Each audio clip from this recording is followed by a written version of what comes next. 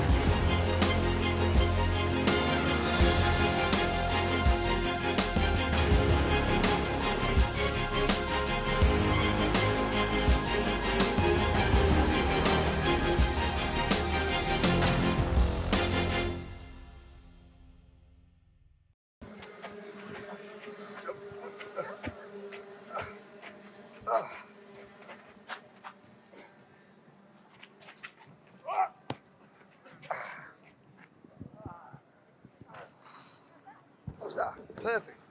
Great teamwork, guys. Well done, Jen. Excellent work there. Right. Better. Good morning, ladies and gentlemen. Welcome to Wednesday's coverage of the 2024 Rotax Max Challenge Grand Finals in, have to say, a very sunny Sarno. Jen Wade, Kyle Lawrence, we had qualifying for several classes yesterday, but today we've got the remaining qualifying sessions, and then every single one of our 390 plus drivers have one heat race. Yes. I think after yesterday, everyone's relieved. There's still a few puddles around. Relieved to see the sunshine. Yep. We've had a couple of challenges, I guess, since the raffle, putting the carts out. Then yesterday, right before qualifying, suddenly everyone's on wets.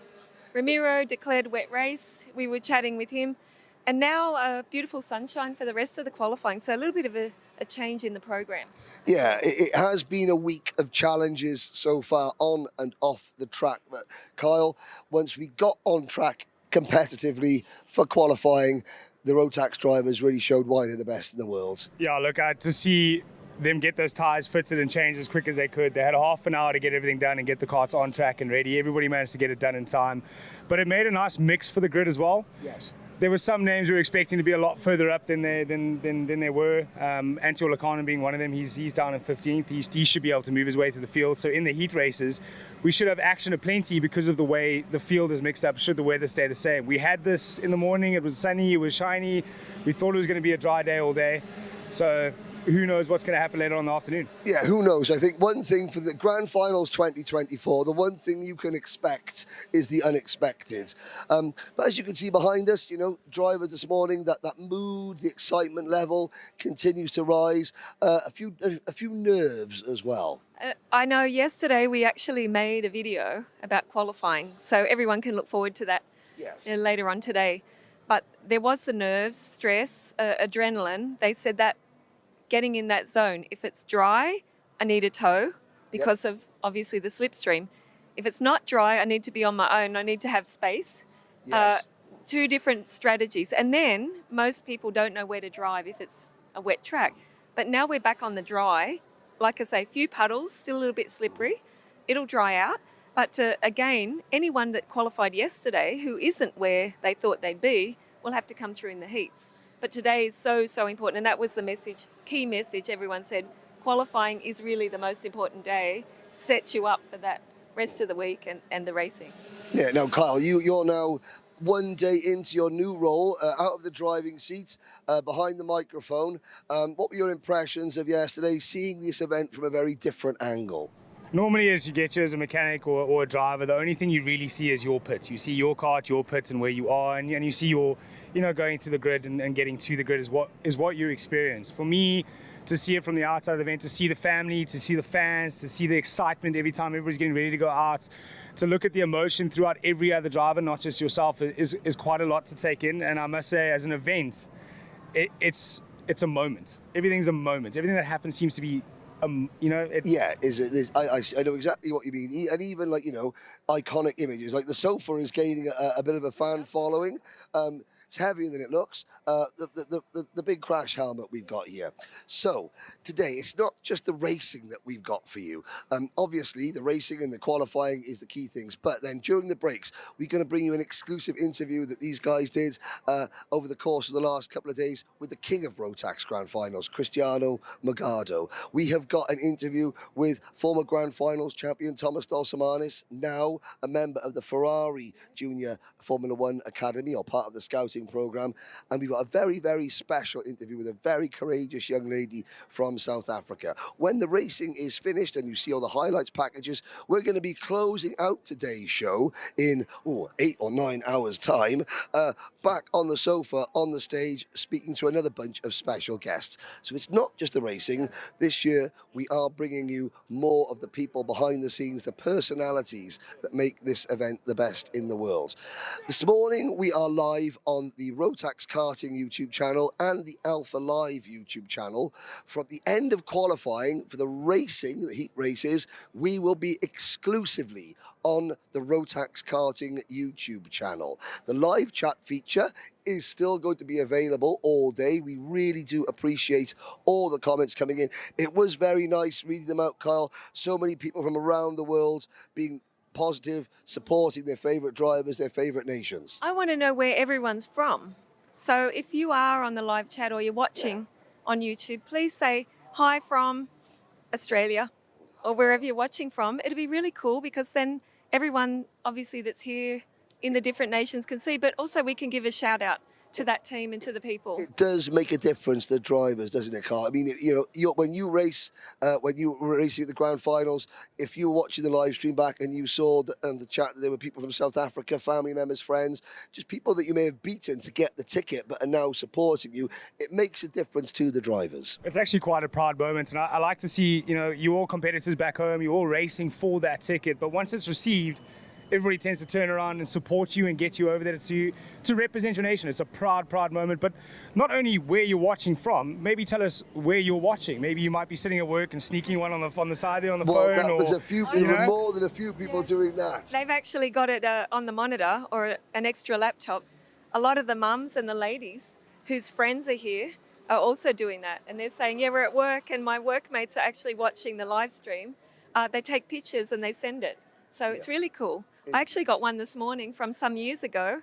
I think it was Matthew Latifi maybe sent it as a little boy. And it's so cool, these memories. Also, don't forget on Rotax Karting, on their social platforms, you can also share your favourite memories or photos. So it could be something from the live stream or if you've been here or, a favourite photo. Exactly. And they're actually featuring 5 a day. So make sure you still follow on all the social platforms, Facebook, Instagram, and of course YouTube on the chat. So we had record-breaking viewing figures for a Tuesday at the Rotax Grand Finals. More eyes are on the 25th anniversary edition of this event than ever before. And today, the drivers will show you why they're the best. Stay tuned.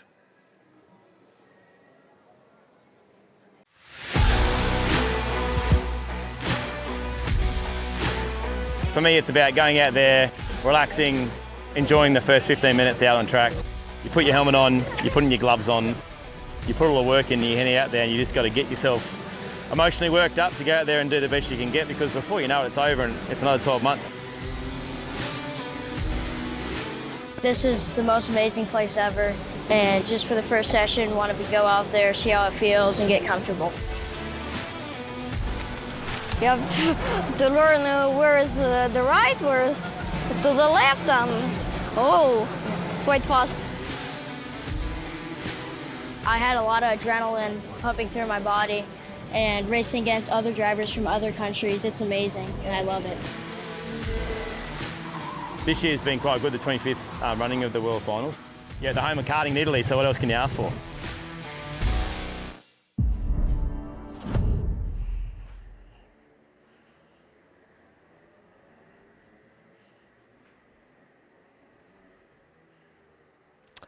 Well, there we go, ladies and gentlemen. That's the preview out of the way. Now we're going to be getting down to business very, very shortly. I'll be joined up here in the commentary box for the qualifying sessions by Kyle Lawrence. This afternoon, as always, we have a host of voices from around the world joining me to bring you some of the races. We will have drivers and personalities from Switzerland, from Canada. We've got ex-Grand Finals podiums drivers. We've even got an ex-Indy 500 driver who's going to be joining me on commentary. We might even have the poster boy of this event itself joining me on comms. Kyle Lawrence will be back doing some of the classes. It's going to be a fantastic day here at Sarno. We can't thank you enough for being with us. Jen Wade and Kyle Lawrence are out in the paddock around the place, and I think it's time that we had a little chat with some of the people. Kyle Lawrence is in one of the many grandstand areas we have here, and I'm sure that he has caught up with some very colourful characters from around the Rotax world. So I've managed to sneak myself into the grandstands with all the families and supporters of all the different nations to watch some of the racing from their perspective as we go into our last group of qualifiers, and then into the exciting part, the heat races, watching where everybody moves up from the field who had a bad qualifying earlier in the wet or didn't quite get the position they wanted, or those trying to hang on to the front. And as you can see, the greatest thing to me about the grand finals is seeing all the different colors from all the different nations. You don't quite see a lot of excitement right now, but that's because they're all on their phones, watching their live timing on the Rotax Global app, making sure they can see where all their drivers are that they are supporting, because there are a lot of drivers on track, 36 of them in total. But we're all excited to see a good race. I've got the Flying Finns next to me. We can see in the corner there, Team Bulgaria. I've got someone here from the Netherlands in front of me, one of the drivers. Over there, we've got William Marshall from South Africa. Team Mexico also sitting here with me.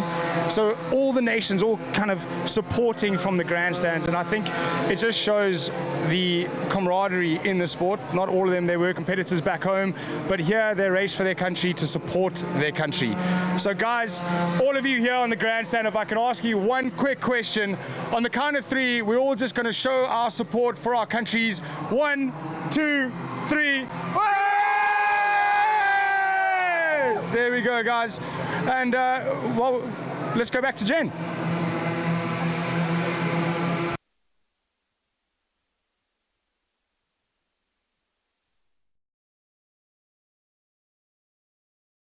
We will, Jen, well, we'll get the microphone situated, but that gives you some idea. Yeah, in just one corner of the grandstand, there was Bulgaria, the Netherlands, Mexico, the Czech Republic, Finland, South Africa, you know, and that's just, but they're all sitting together. And you can tell who they are because they've all got their national colours on it. Everyone says this event is so different. That's what makes this event different, what Kyle was just doing. Jen Wade is going to tell you now what makes this event the best, because it's when the drivers hit the track that this event lights up more than ever before. Jen Wade is down in the pit area in the driver's tent. Jen, take it away. Here we are in the big tent, and of course we've had a few challenges the last few days. There's a lot of work happening here. We've had rain, now we've got sunshine. It's qualifying day for several classes, and several we did yesterday, as we know. But looking around, I just want to show you this most amazing place. When the action isn't happening on the track, it's happening right here. Take a look around. You see all the drivers in their countries, you see the flags, you see the team clothing. It's really open plan. So as opposed to how it normally is. Of course, when everyone's in their team. Oh, hey, Antoine, how are you? Pretty good, thank you, yeah. Of course, I've stumbled upon Antoine Barbereau, now one of the famous French drivers, I think, from Rotax Racing. We've seen you also, International Trophy, racing in France. What's it like to be back? How many grand finals? This is my first time I'm here.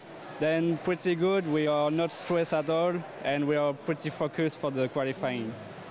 This is completely different, isn't it? Being in a big tent with all the different drivers and not in your own tent. Yeah. What's the feeling like?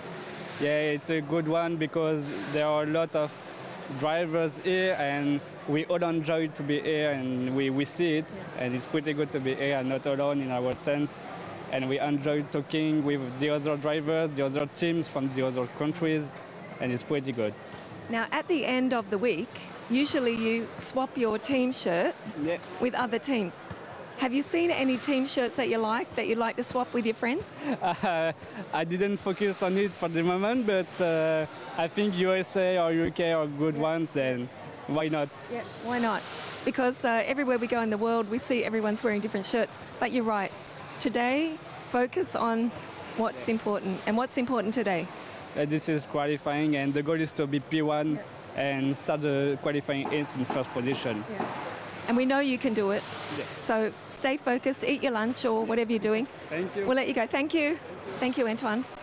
Okay, there we go. Lucky ran into one of the, like I say, famous French drivers. Let's have a little look around. Take a look. There's I guess you can say there's a few makeshift garages here. We've got different toolboxes. There's a lot of people checking out our social media by the looks of it. And our great videos. Some of the mechanics are preparing. Of course, we've got DD2 qualifying coming up as well. So this is the Birrell Art chassis that you can see all the mechanics are working hard. A little bit happening down here further. Looks like there's a bit of serious work going on moving a seat for the senior driver. There's Gaga from Hungary. So yeah, it's all happening. I guess this is where, like I said, this is where the action is when it's not on the track, not the racing action.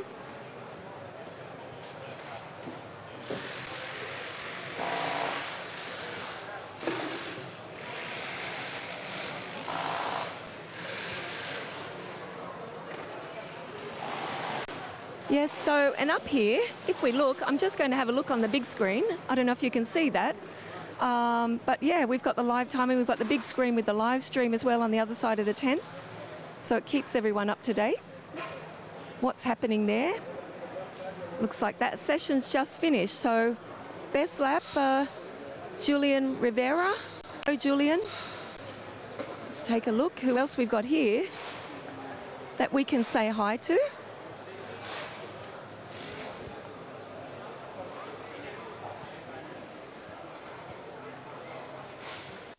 Cristiano Morgado. I have to just say hi to this guy. He's the king. He's the king. 5 Grand Finals champions. Hi, Jen. 5 times Grand Final champion. Cristiano, I know you're busy there, working with your drivers and supporting the team. Nice to have you here. Thank you so much. Appreciate it. Thank you for the kind words. Now tell us, what's it like to be back here? Every year, you're coming back. Yeah, I mean, coming back and helping the guys a little bit and enjoying it. Obviously, you just get the feeling that I want to drive. You know, you watch this and you just get such a desire to be out there. But, you know, maybe next year we'll see how it goes. We will see. But there's a real buzz in the paddock here. There's always that work going on. There's, you know, people meeting each other, but there's also that intense feeling in here that you don't actually know until you walk in this big tent. Absolutely, especially on a day like today where it's qualifying. First heat is later on today, so everyone's a little bit tense. But I mean, that's part of the fun. I mean, that energy, that pressure is what makes it so exciting to watch. And we can't wait to see what happens today. We can't wait to see what happens too. Okay, we're going to have a little look around. Good luck. Thank you. There we go. All the kids are here, running around, balls. So, and on this side, you can see some big teams as well, like, for example, Team UK, 26 drivers. There's Nikita Lubimov, one of our champions from Estonia. Hi, Nikita. Hello. How did you go yesterday in the rain? I mean, I got stuck in traffic, so that didn't go like really well, but I'm happy that not lost, but could be better. Could be better, but today we're going to go racing. You looking forward to the racing? Yeah, of course. So first hit, we'll work about our position just to gain and go to the front, because that's not a sprint, that's a marathon, you know, this race. So you have to push to get to the front, and then you can fight. And what's it like seeing all your friends? You've got some good friends here that you catch up with. You meet some new friends. Oh, we've got another friend. Danny Babicek, he's trying to pull faces, I think, behind me. What's it like catching up with your friends at the end of the season? Like, that's quite good. And it's good to have friends, you know, because then you can work in race with them. And if they're fast, then that's like perfect, you know, because then you can work and go front with them, you know. Yes, and I think one of your friends is there right behind us. There he is, waving to himself on the screen.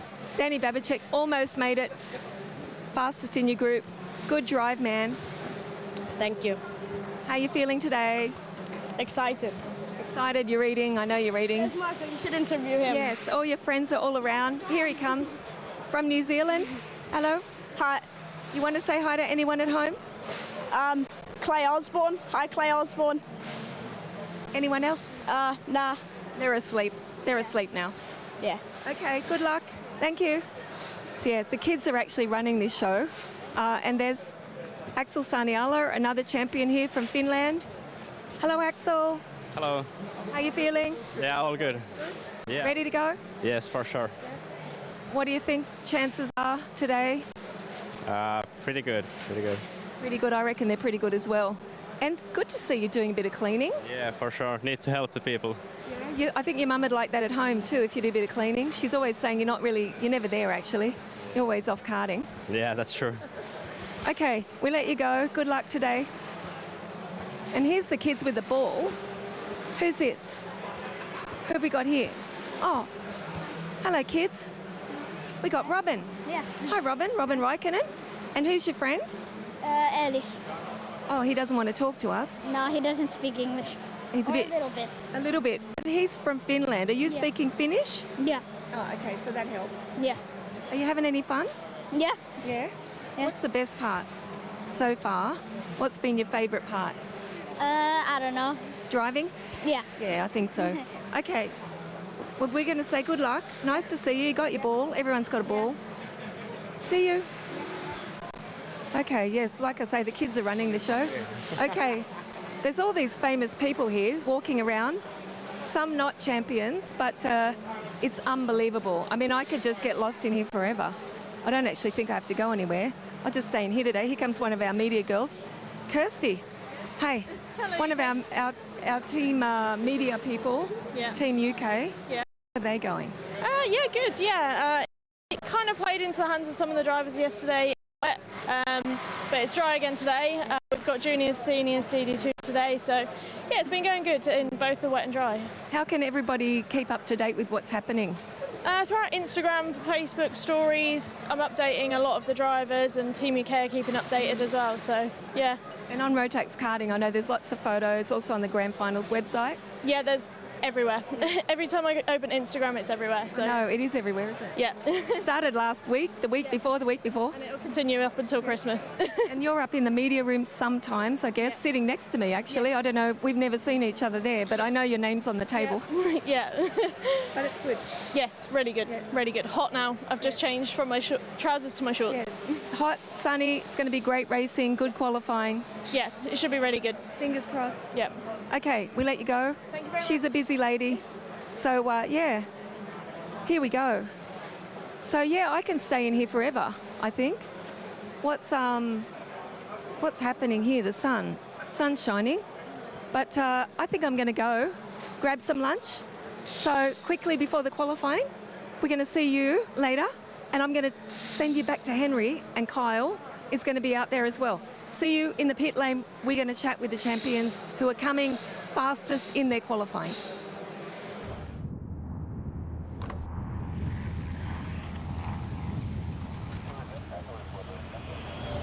So tell me, why do you fly? Well, okay, that's super great. That's super interesting. Well, I always wanted to learn to fly, always, from a young age. When you're up in the air, the only thing you're thinking about is flying. You don't think about anything else. There's a feeling of independence and complete and total responsibility for my life. And that's an amazing feeling. My hope is that I can fly until I'm at least 90. There's this mixture of excitement and this great unknown. Der erste Moment ist, vergisst, glaube ich, kein Pilot. Es una cosa mágica. C'est ma passion. It's very hard to teach. That's almost natural. It has to be.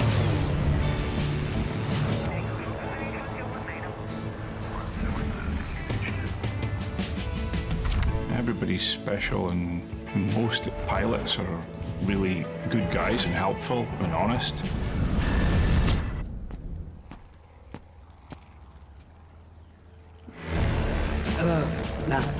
You can tell with everybody who loves flying, there's this spark in their eyes when they talk about it. I think it probably is that family feeling, that community, that you're not alone out there. If there's one community that really brings together all ages, it's aviation.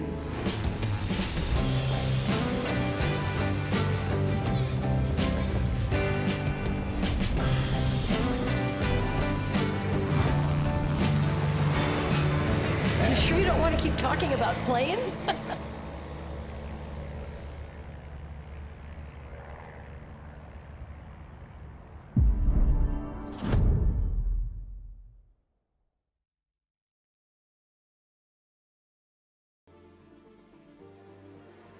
With 35 one-make cups, Porsche Motorsport is the leading manufacturer of monobrand racing series in automobile racing.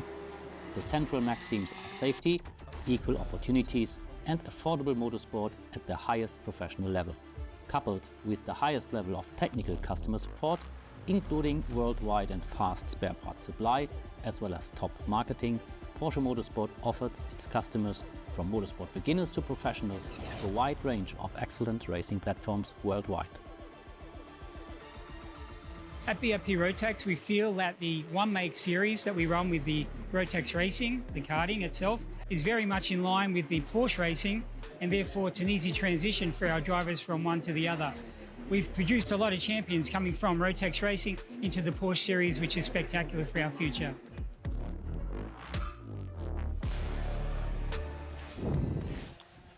Welcome back, ladies and gentlemen. I've got to say, we're overwhelmed by the amount of people making comments on the live chat feature from around the world. Yes, people from the UK, from the United States, people cheering for, you know, All the Rage, Gage Corn, Team Denmark, people watching in work, people giving the support to the, and that's what, you've got, monitor on in work, and then, you're looking down at the side and you've got the live broadcast. We really do appreciate lots of people from South Africa, and it's also great, people sort of continue to think of us as sort of family friends, and when there are friends, I know you had an old colleague from South Africa saying, great to hear your voice. It's a real plus. We still want to know, a lot of people are thinking that the Dutch race suits are the best looking race suits here as well. In the rain yesterday, a lot of the drivers wore their wet weather oversuits, so you didn't get a chance to see the full colour. I have to say that's the first time in all the years that we've been able to go deep into the driver's tent. And just to give you an idea back home, the colour, and I know a lot of the TV broadcast crew here from Alpha Live, this is their first time here, and I take pride in sort of walking them through the tent for the first time and say, listen, you know what I go on about all year back in the UK of how special that is. Now do you see what I mean?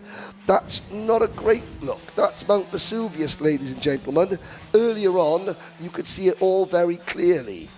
And there are one or two clouds in the air, Kyle. I think it's getting a bit cold, so I've put his blanket on just to cover it up. It got a little bit cold over the morning, so just getting the blanket on, covering it up. We saw this yesterday. It looked sunny. It looked like we were going to have a great day of dry racing, and then all of a sudden, rain clouds appear, and we have a bit of a downpour. But hoping that's not the case today. We've got the last little bit of qualifying still to go. And then from there, we have to climb into the heat racing. So E20 qualifying, which was set to take place yesterday, that is now taking place, our first on-track action.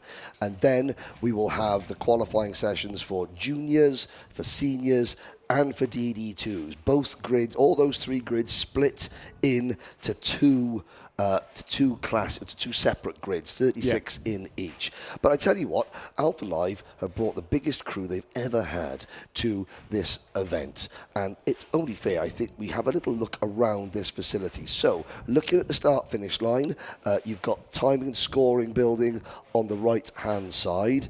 And then down the right-hand side of the screen, behind that, that's sort of Parc Ferme pit lane exit. So that's our shot from the outside of turn number 1, but this circuit is vast, 1,670 metres. That first corner there, you can see the official Rotax photographer, Łukasz Iwanek from Poland. He is our official photographer. Now, this used to be the old start-finish straight.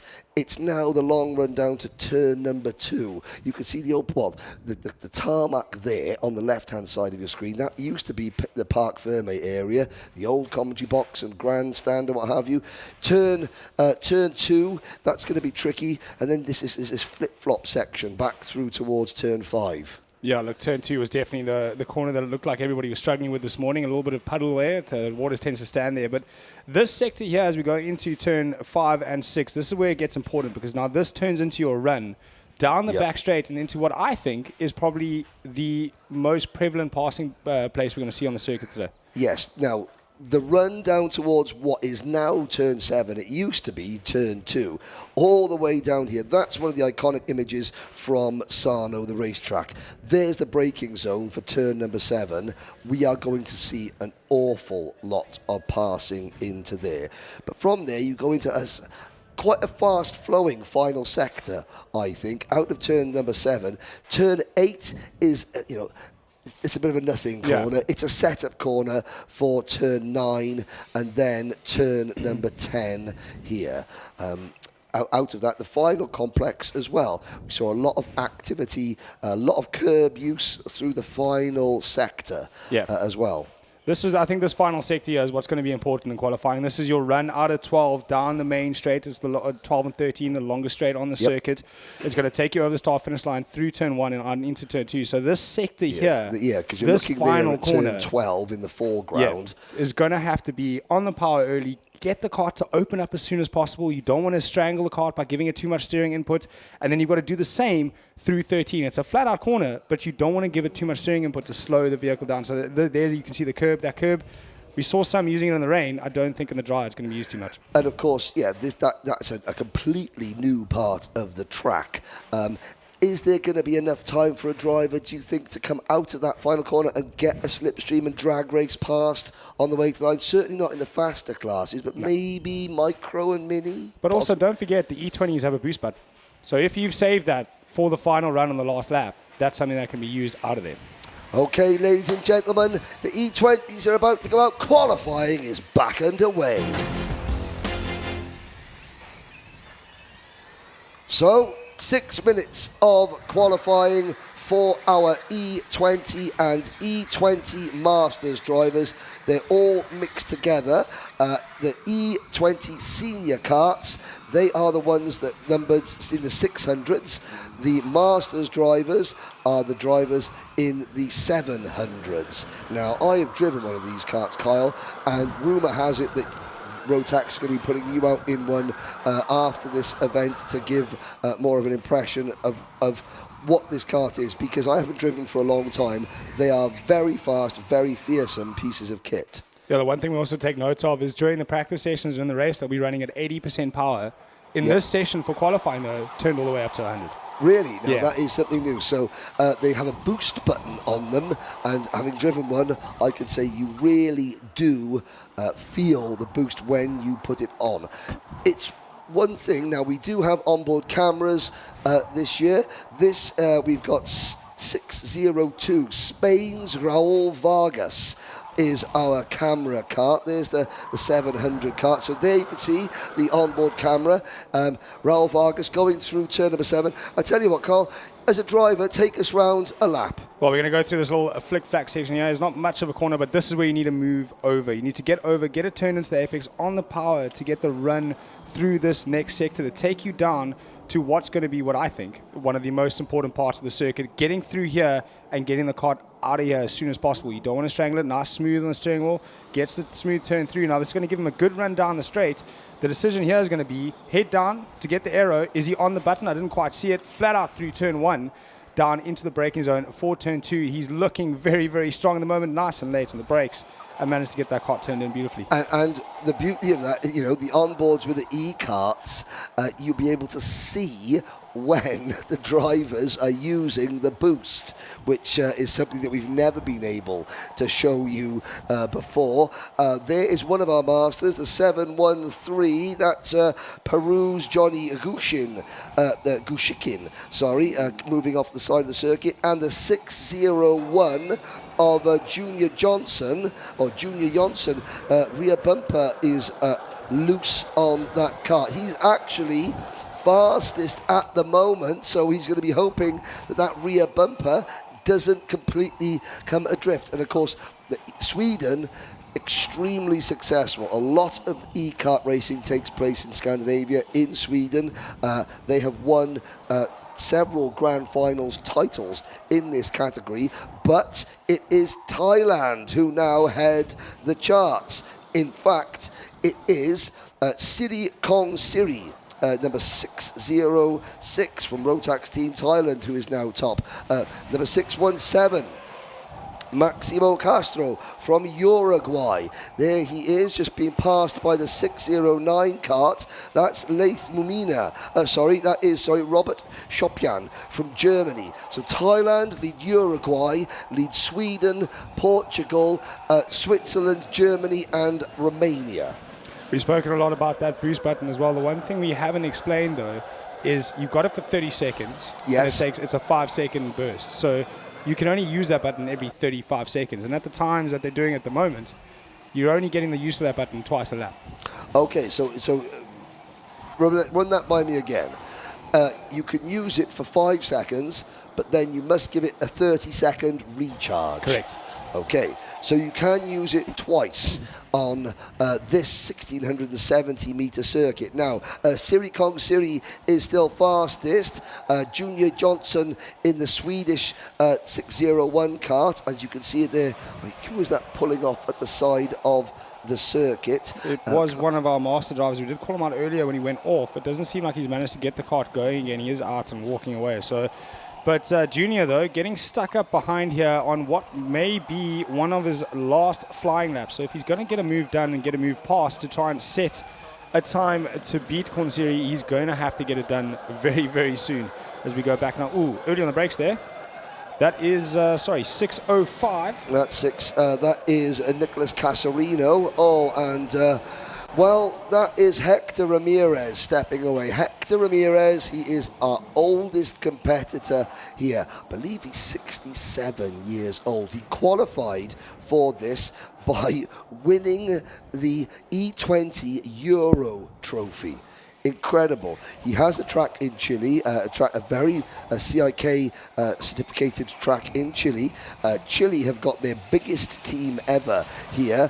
Junior Johnson has now been usurped by Armand Hamilton, a driver born in Australia, now based in Hungary, does a lot of his racing in the UK, and Armand Hamilton for Hungary is on provisional pole position in the Masters category. What a welcome return to number 7Z3, Maurice Knoppers.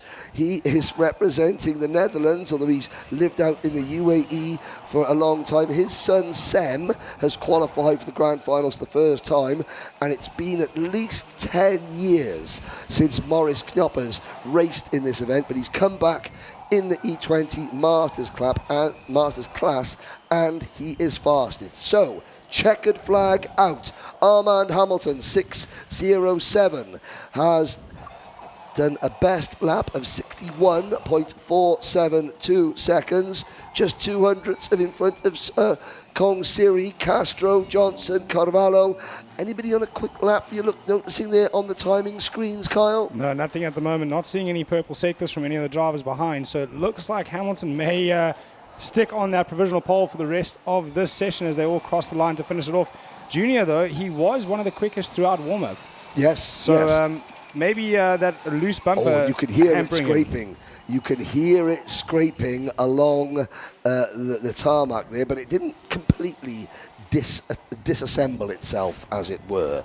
But Hamilton, Armand Hamilton, provisionally is on pole position in E20 Senior. You can see the top 10 in Senior. It's Hamilton from Silicon City, Maximo Castro, Junior Johnson, Leandria Carvalho, Raul Vargas, Philippe Loaca, he'll be joining me in the commentary box later on, Robert Chopian, Amandine Travadon, the lady from France, in 9th position, and Romania's Alexandru Boltasu, rounding out your top 10. Now, you can see the top 15 are all in the senior category, finishing off with Ilian Yankov there from Bulgaria. 16th place overall, and the leading Masters driver, that is Morris Knyoppers, with Emiliano Parisi from Argentina and Gabriel Rosa from Brazil. Brazil are the defending E20 Masters class champions. Germany are the defending E20 senior champions. We had a win for Germany last year in that. There is Armand Hamilton. Used to seeing him in a different colour race suit. Similar colours, but a different team. But he's got the Hungarian colours on his race suit now, and yeah, I think he'll be quite pleased with pole position. Kyle. Provisional pole at the moment. Provisional subject, of course, yes. Get through their park from air procedures and get those carts gone through, but great job to stick it on pole, and quali definitely sets the tone for the remainder of your weekend. You know, especially considering that every heat that you do, regardless of where you finished your previous heat, you start where you qualified. So a poor qualification throughout the day is gonna hamper you through your heat. Exactly. People from Chinese Taipei and the island of Taiwan on the live chat supporting that team. An awful lot of people from the United Kingdom, as you can imagine. However, we do have people watching from Namibia. Namibia making its grand finals debut, and what a special day for our Namibian driver, because so today is the birthday of our Namibian driver Zane Buthen. So being the first to represent your country ever at an event like this, and in your birthday week as well. I have to say, the Namibian race suit is very, very smart indeed. So, and that impresses me, because you've got several countries. The Philippines, I think they've only got one driver here, and yet their race suits look very, very smart indeed. Chile have got fantastic, the big statues on Easter Island. That's part of a Chilean territory. They've got the huge motif of those Easter Island stone statues on there, because as a sign of strength. I can't be the only person that didn't know that was a Chilean area. I had no idea. Didn't know either, and I try and pride myself on knowing quite a bit about stuff like that. But yeah, no, they have that. But again, the people come here, the teams come here, not just because, you know, for the racing, obviously for the racing, but each nation uses this week to show a bit of their own culture. The host nation obviously has ample opportunities to do that. In the welcome party that we had here at the circuit the other night, we had some traditional Italian music, lots of traditional Italian food. My waistline is saying that it's enjoying traditional Italian food. And of course, Sorrento, the region of Italy that we are in, Sorrento is the home of buffalo mozzarella. And I didn't realise that it's not mozzarella, it's mozzarella. Mozzarella. Okay. And when you order pizza here, you don't say, I want pizza, you want a pizza. A pizza. And that's not a pizza, it's actually a pizza. A pizza. If anyone calls it a pizza, you're not saying, I want a pizza, but it's actually the word, a pizza. Okay, all right. So we're getting a bit of a lesson here, as well as getting some racing to watch as well. But you are right. It's so nice to see all the different colors are up in the grandstand now, and to have all those colors around you, and it's just so nice to see the pride of each nation. It is indeed. There's one of the Rotax recovery vehicles. Now that, believe it or not, that is a Can-Am, just coming out of the camera shot there. That is obviously Rotax, the Can-Am brand, part of Rotax. That is like a Can-Am fire recovery vehicle or a fire truck, which is something that the staff at Rotax have sort of developed, as a side project. Like there are several motor manufacturers that when they were doing rally cars, Peugeot being one of them, Peugeot wanted to enter world rallying, and yet the factory weren't too thrilled about it. So a couple of engineers would stay back late at night in the corner of a workshop and create like a Peugeot rally car, or the WM car that broke the speed record at the Mulsanne Straight at Le Mans. These little sort of after-hours projects. Passion projects. Passion projects that come to fruition. The next class is about to go out. This is Junior Rotax. And the first 36 drivers are all on the beautiful Praga chassis from IPK Karting, and several drivers having issues getting out of the pit lane, including number 243, Adrian's Tions, who was just understeered. And if you have a look, there's a couple of damp patches at the end of pit lane, those brand new Mojo tyres. Here is our onboard camera with Austria's Yvonne Simeonova. She's one of only 5 female competitors here this year. Now this is a bit more familiar. You've driven the Praga kart, you raced in Masters last year in it. Simeonova has gone out quickly. Yeah, look, she's in a nice space as well. There's a big gap between her and the cart in front of her, so she can at least get into a rhythm before she needs to start chasing. Now, of course, this is the sort of the warm-up lap. Drivers coming through turn number 12 now and heading down across the start-finish line. So here we are now, drivers starting their first flying lap. Simeonova is a little bit further up the thing. Let's mark the number 267. There she is on your screen. I think this is Yvonne's 3rd Rotax Grand Final. She's very experienced at this level. People are watching this for the first time. You can't simply buy an entry. You have to earn it. You earn your ticket by winning or doing well in your national championship. There's Slovakia, number 269. That's Michal Solstis. Michal Solstis. Slovakia, Ika Sebanova, who is the mechanic for one of the Slovakian mini drivers. She broke the women's world record here on Sunday in the Mojo tyre changing contest. So the women's world record now stands at 56 seconds. That's to put 4 tyres on rims, take 4 tyres off rims with no tools. And so, yeah, Ika Sebanova, the video for that is on the Rotax Karting social media platform. She sent it to me last night, did Ika. Very proud of that. And we're going to do a feature, I think, where you're going to actually try and get me to change a set of tyres at some point. Try and teach you. We see the drivers now. Ooh, a couple of drivers actually getting out of the pits now to go and get their lap. What's been really important in qualifying or in all the practice sessions for all these drivers is to find clear space or find the right group, the right toe.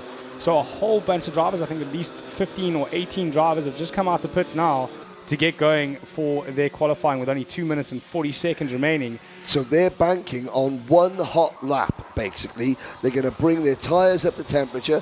What they have to hope against hope is that there's no yellow flags. So at the moment, Noah Janssen from Germany and Davin Roberts from the United States are top 2. Yvonne Simeonova, our camera cart, is now second, make that 3rd fastest.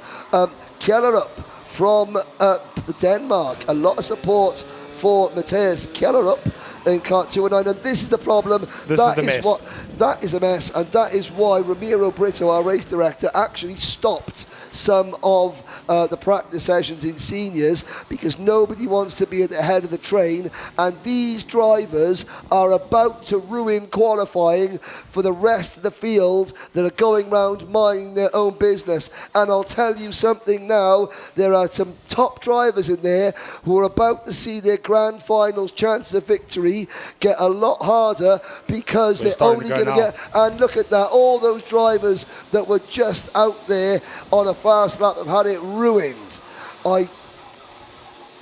With 1 minute and 33 seconds to go, they're only really giving themselves one flying lap. Now, I can't still see not who up that to is in speed. front. Oh, no. Okay, Noah Janssen, Davin Roberts, Ivan Simeonova, Matthias Kellerup, the number 215 car, Axel Palmgren. Well done to you guys and girls for getting out there and doing it. Hamish Campbell now moves up into fourth. These are some of the unsung heroes. A lot of the hot favourites are in this group, and they're chopping and changing.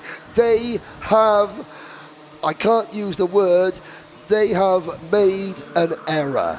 That is a mistake. I said to them they would only get. Them. I said to them they would only get 2 flying laps. But now looking at this group, the way they're fighting amongst each other is to find the group that's 1 lap. So every single one of these drivers will only get 1 lap. Former Grand Finals champion Scott Marsh is in that group.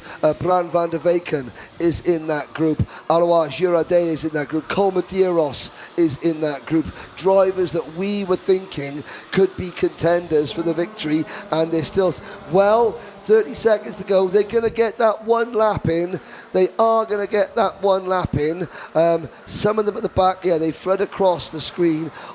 All it takes is now for one of them to spin, yellow flag to go out, and that's game over. It's not against the rules. Of course it's not against the rules. It's tactics.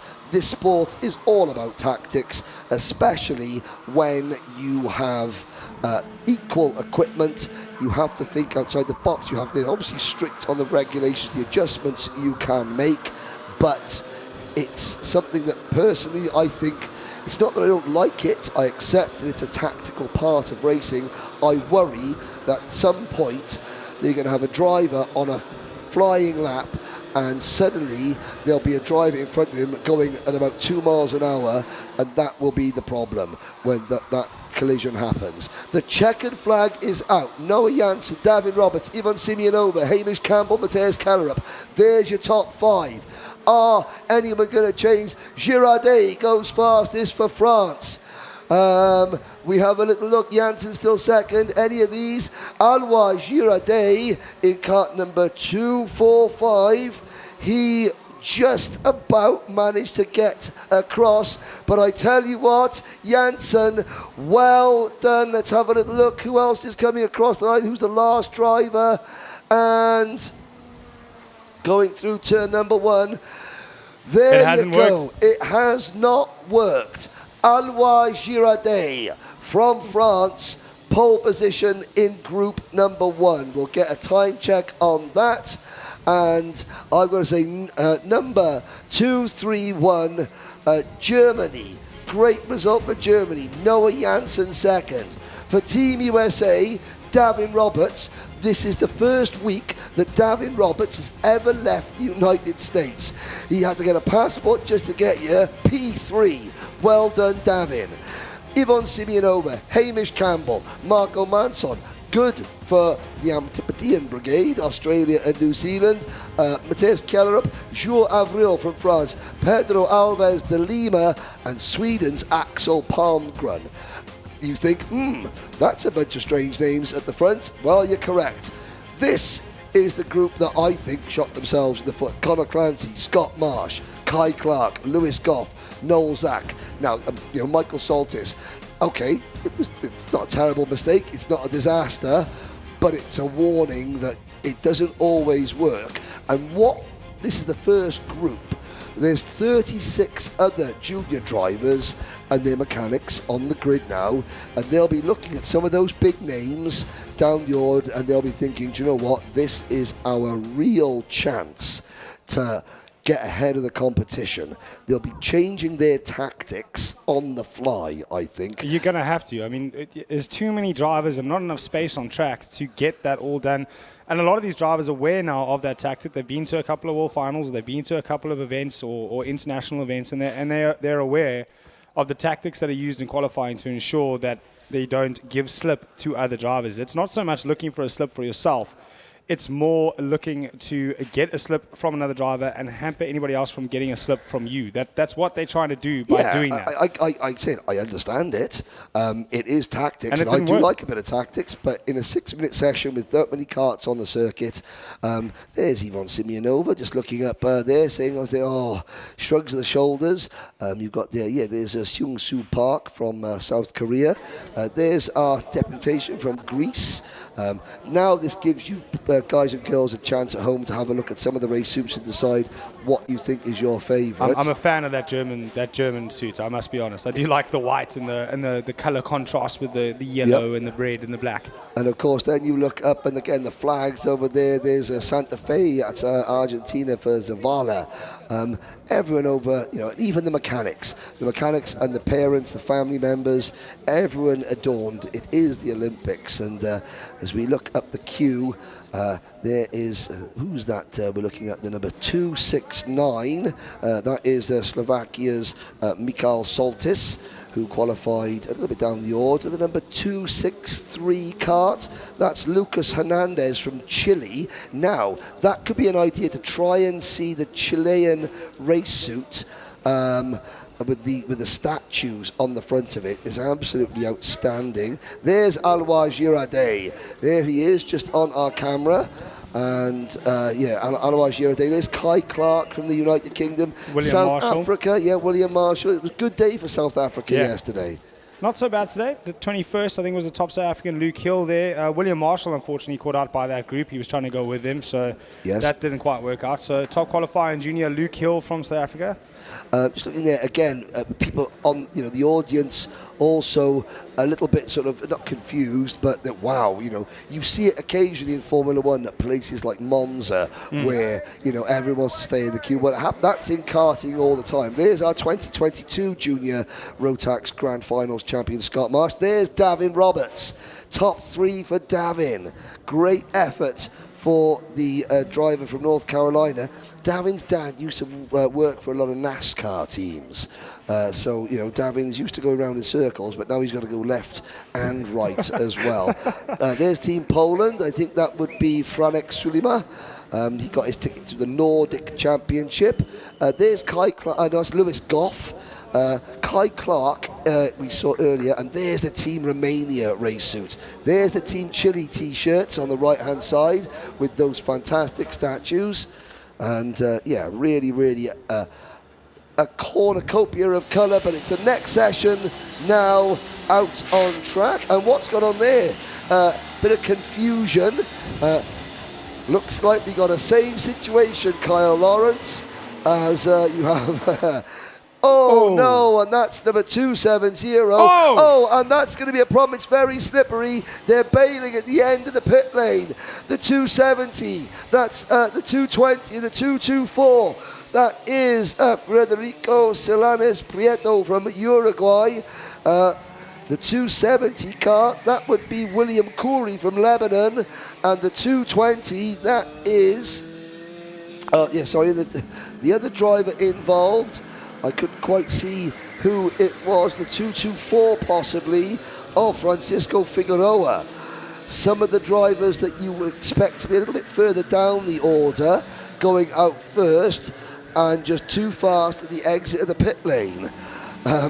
There's the concentration of Spanish champion Jeremy Roivers watching this unfold. And I think the Team Lebanon kart is out. That's unfortunate for William Coury. It's the worst type of thing you want to have happen, isn't it, Kyle?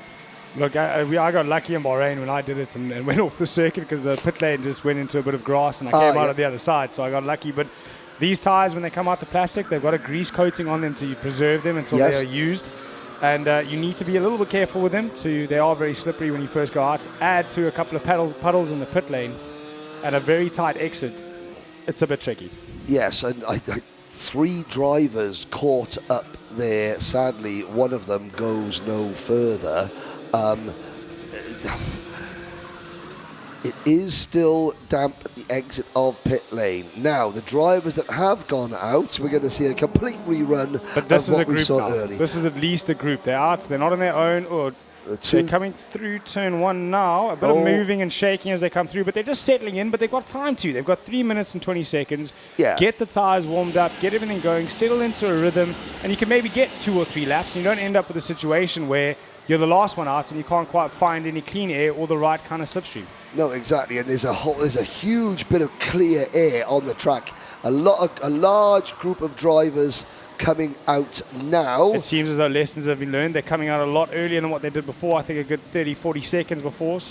And they appear to be spread out a little bit more. So not everyone has gone out just yet. At the moment, it is Shun Sekiguchi for Japan leading the way in terms of times in kart 2 and 8. The 2:12 on your screen there briefly, that was Luis Alexandro Umana Sanchez. He is second fastest. Toby Gale from Thailand is third. Then Timothy Vladimirov is fourth from Latvia. And moving up into second fastest time now is Fernando Paimre from Estonia. Through the final corner, 2 minutes 18 seconds to go. Still, look at that.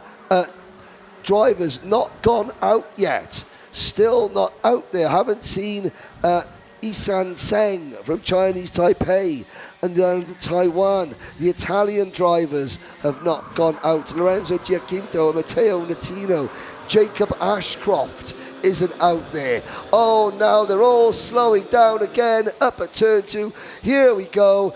The 2 Canadians, good job there from Team Canada. I think that would be Patrick Wade, maybe a Nate Dog Dupuis, or is it Ty Fisher? They get to the front, head down, go. Okay, it's not as bad as the first session. We've still got 1 minute 30 to go. There was no gridlock. It didn't look like a travel to work in the morning. No, it wasn't the M25 or the around London, or We've got the N1. We'll call it the N1. The N1 into Durban, yes. No, it's or at Joburg. Yeah, Joburg to Pretoria. Joburg to Pretoria. I don't know. Who knows? But at least they're not bunched up. They didn't hamper anybody else, and they setting their lap times now. They've got 1 minute and 30 to go. That's fine. If you want to do less laps, that's your prerogative. But nobody is having their qualifying session spoilt by other drivers. Let's have a look. Jeremy Roivers, the son of Campillos circuit owner Martin Roivers. He is now second. The 2-3-4 kart of Latvia's Timothy Vladimirov. He is up into third. Then the number 258, again some new names here at the front. 258, that is Hungary's Attila Mark Kalapax. Patrick Wade, fourth. Sekiguchi, Giacinto, Alejandro Romana. Tish van Wyk, only sixth at the moment. T. Stevens now just jumping up to second from, I think he was down in 17th there, so he's getting his lap in. He's going to have another one though at least. Yes, now we're having a look. So the drivers you're looking at there, Jeremy Roivers in the yellow race suit, they cross the line before we get to the clock striking 0, and the clock strikes 0 now. So these drivers are all on a flyer. Let's have a look. Jacob Ashcroft for Team UK, purple, first sector. Jeremy Roivers, a 102.29. Spain lead the way at the moment. Thijs van Wyk, quick purple in the middle sector at the moment, even quicker than Ashcroft. Ashcroft's first sector, though, was a massive 19.993 for first sector. Nathan Dupuis, green first sector, green second sector. He's going to be coming across the line for Team Canada. All the rage, Gage Corn goes to provisional pole. He's changed. Cameron Nelson is now on pole for Team UK. Ashcroft second, Boaz Maximov third, Isan Seng for Chinese Taipei is fourth, Gage Korn, Tish van Wyk, Casper Nissen, Jeremy Roivers. The big names did make it to the top. Antoine Lemieux goes third. There goes Shun Sekiguchi. They're still crossing the line now. One more driver to cross, and that is Toby Gale, but I don't see on the sectors if that's going to be an improvement of too much. Okay, well, there we are. That's interesting indeed again. So, Cameron Nelson, he's one of 2 drivers here. He's for Team UK, but Cameron is Welsh. And so I have to say, we're going to take that one. The last time a Welsh driver, well, no, qualified in junior Rotax was Harry Linden in 2021. And do you know where Harry Linden finished in qualifying? First. Well, it seems to be a habit then. Cameron Nelson carrying it on. The last 2 Welsh drivers to qualify for this event in juniors have both put it on pole position. Jacob Ashcroft second. He's been a podium finisher twice here. The Netherlands third, Boaz Maximov. Isan Seng. I know there's a large amount of people on the live chat from Chinese Taipei and the island of Taiwan. There's a lot of work going on in that country to bring the level of karting up. A lot of drivers from Europe going over there to coach, to not just coach drivers, but to coach the teams, the mechanics. And the results are paying off. Clearly. Up into 4th place for Eason Sang. But the one thing I want to just touch on as well is that this group, 101.8, fastest lap in the previous group, 102.1. So that is overall pole provisional at the moment. Yep, overall pole, subject, of course, to post-race technical inspections. As you look to the second group of drivers, they deserve to be happy. There is Cameron Nelson, Pontyclean's finest. And I know there's several other people from Wales I've seen on the live chat there from the Welsh Valleys. Places, it's not often you mention places like Bryn Mawr and on the grand finals. While we're mentioning Wales and those watching from Wales. Hey, Mum. Believe it or not, Kyle Lawrence is half Welsh. It's the only reason he got the job. So the Welsh are out in force here. Let's have a little look further down the order. Rory Armstrong, only 27th last year's Minimax champion. But Jen Wade has got an interview with Cameron Nelson, our provisional junior Rotax pole sitter. Take it away, Jen. Cameron, a fast lap. Yeah. Nice and hot out there for you as well. Just a bit. I mean, yeah. He's getting dressed again. So take off that rib protector because we're melting. Yeah, you must be happy with that. Yeah. You happy? Extremely happy. I mean, I didn't know I was pole with that lap, but obviously the first 1 and 2 sectors were really good, I thought. Coming onto the final corner when we were behind Jacob, we just had a little slide coming out of it, but I thought we'd be in the top 3, but first time I'll take away that. And of course, I think you're a little bit quicker than the first session. We have to check the times, but coming in, I mean, the competition's tough, not only in your team, but against you. Yeah. So now, obviously, you're starting at the front. It's got to be good. I mean, yeah, I mean, first time at a grand finals and start pole for it. I mean, what more could you want? Hopefully we can just finish the job and get on the top step. We'll see what happens. Well done. Congratulations also to your team. Thank you. Thank you. Well, thank you very much, Jen Wade and Cameron Nelson. Now, for those of you watching on from around the world, if you want to download the Rotax Global app, then you can see the updated timetable. The timetable is only available on the Rotax Global app. Fear no foe. And when you're the lion, like Harry Hannum is, the lion never feels anyone because he is the king of the jungle. Harry the Lion Hannum in one of his, I think this is his 4th like it's his 4th grand finals. I think he's done every grand final in a different class. Top 5, what seems like an eternity ago, I think in Minimax or Micromax back in Brazil. And Tommy van der Struijs will be our camera cart for this one. The Dutch team are very, very proud in their heritage in this particular category. Tommy van der Struijs, who, well, I see, how did he get his ticket? We'll talk about that another time, how the drivers got their tickets. But the Flying Dutch Brigade, the Dutch Lion, is here, and yeah, you can see how shiny they are. Those shine. Now, the shine is good, but the shine is also bad. Yeah, difficult to get them warmed up and out the pit lane, especially with such a short run. So hopefully these drivers are a little bit more senior, but a bit more racing, so they can get out of the pits a little bit slower. Yes. Hopefully we don't see what we saw in the previous session. So please, once again, if you want to go and download the Rotax Global app, everything is on there. Everything. Well, maybe not, like general knowledge, like, what's the capital city of, Mongolia. It's not Google, it's an app. Which is Ulaanbaatar, but I mean, that's for me, it's, but anything to do with this event is on the Rotax Global app. Please download it. Do you sit at home and read an encyclopedia? I am an encyclopedia, and no one wants to read inside me, trust me.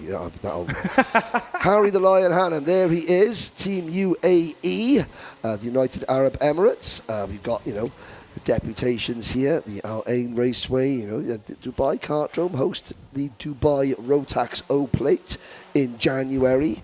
Al Ain, so the Rotax Max Challenge in the UAE opened its season, because of course you race slightly different seasons in the Middle East because of the temperature, opened its championship with its highest ever entry, over 160 drivers, including a lot of overseas drivers, but a whole new generation of Emiratis, of people that are born and raised in Dubai, not expats. Yeah.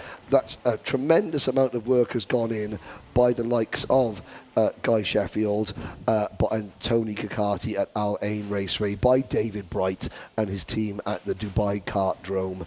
I have to say that, they're doing an excellent job. Grids in Rotax in the Middle East are on the rise. Right, first driver about to leave the pit lane. We've had 2 minutes of qualifying and no one's gone out. This is going to be interesting, he says. Who's gone out, Kyle? 339. 339. That would be Juan Felipe Ardilla from Colombia. Juan Felipe Ardilla, he's one of the oldest drivers in the class. He's also one of the tallest. And clearly the least patient. He wants to get the value for money. He says, I have come all the way from Colombia, I have spent, the hotels, travel, I'm going to do my laps. The season of racing back home. But I tell you what, let's talk about Colombia. They've got some fantastic merchandise. Their clothing this year looks wonderful. That hoodie. And Colombia, the Colombia hoodie is brilliant. They also, one of their mechanics in the qualifying for the Mojo tyre changing contest on Saturday came within 0.2 of a second of the world record. 24.2 seconds to change to put 4 tyres on rims and take those 4 tyres off rims using only your hands and your feet if necessary. That was a great shot, Henry. Sorry to interrupt, but that was an absolutely great shot to see how bumpy the circuit actually is. Okay, yes. And that really takes a toll on your body. Every time you run over those bumps, that fiberglass seat is jabbing itself into your rib protector. And over the course of 4 days. Well, yeah, here's another look. You can see Ardilla, he's tall, so he's moving around in the cart a lot more as well. That's a problem that you also have. Yeah, it does make it a bit difficult to get fast, especially when the rubber comes down. You tend to hold the cart because your weight falls over the back wheels. So it becomes an issue, but a lot of drivers can manage it. Wesley always good with it. He was always slightly overweight, and he managed to get through with it. Right. With 2 minutes and 12 seconds to go, now you're watching drivers come out. This will be fantastic. I'm not going to tell the director what to do, but we've got 4 drivers. Phipps, Ardilla, Timothy Pernod, and Top Gun, Wes Gundler. They've actually set timed laps. Nobody else has. Now, Tommy van der Struijs is going out on his rolling lap. You've got drivers... Number 317, who is that for Team UK? Macaulay Bishop has gone out last. He will cross the line. He's going to have 1 lap, and he's behind 35 other drivers. Is he though? If he doesn't get a move on, is he going to make it? They've been averaging 124 out the pits. And then when he came out with 144 to go. So the driver that finished second as a Micromax driver back in the 2019 Grand Finals, there is our camera car, Tommy van der Stroys, and there is the problem. Well, I tell you what, number 309, Ashton Phipps for New Zealand. Number 327, Timothy Pernot for Canada. Number 339, Felipe Adia from Colombia. And 305, Wesley Gundler from Team USA. Have they stolen a march? Nolan Lamore is 5th, 8 seconds off this pace. Let's have a look. I'm looking to see where Macaulay Bishop comes across the line.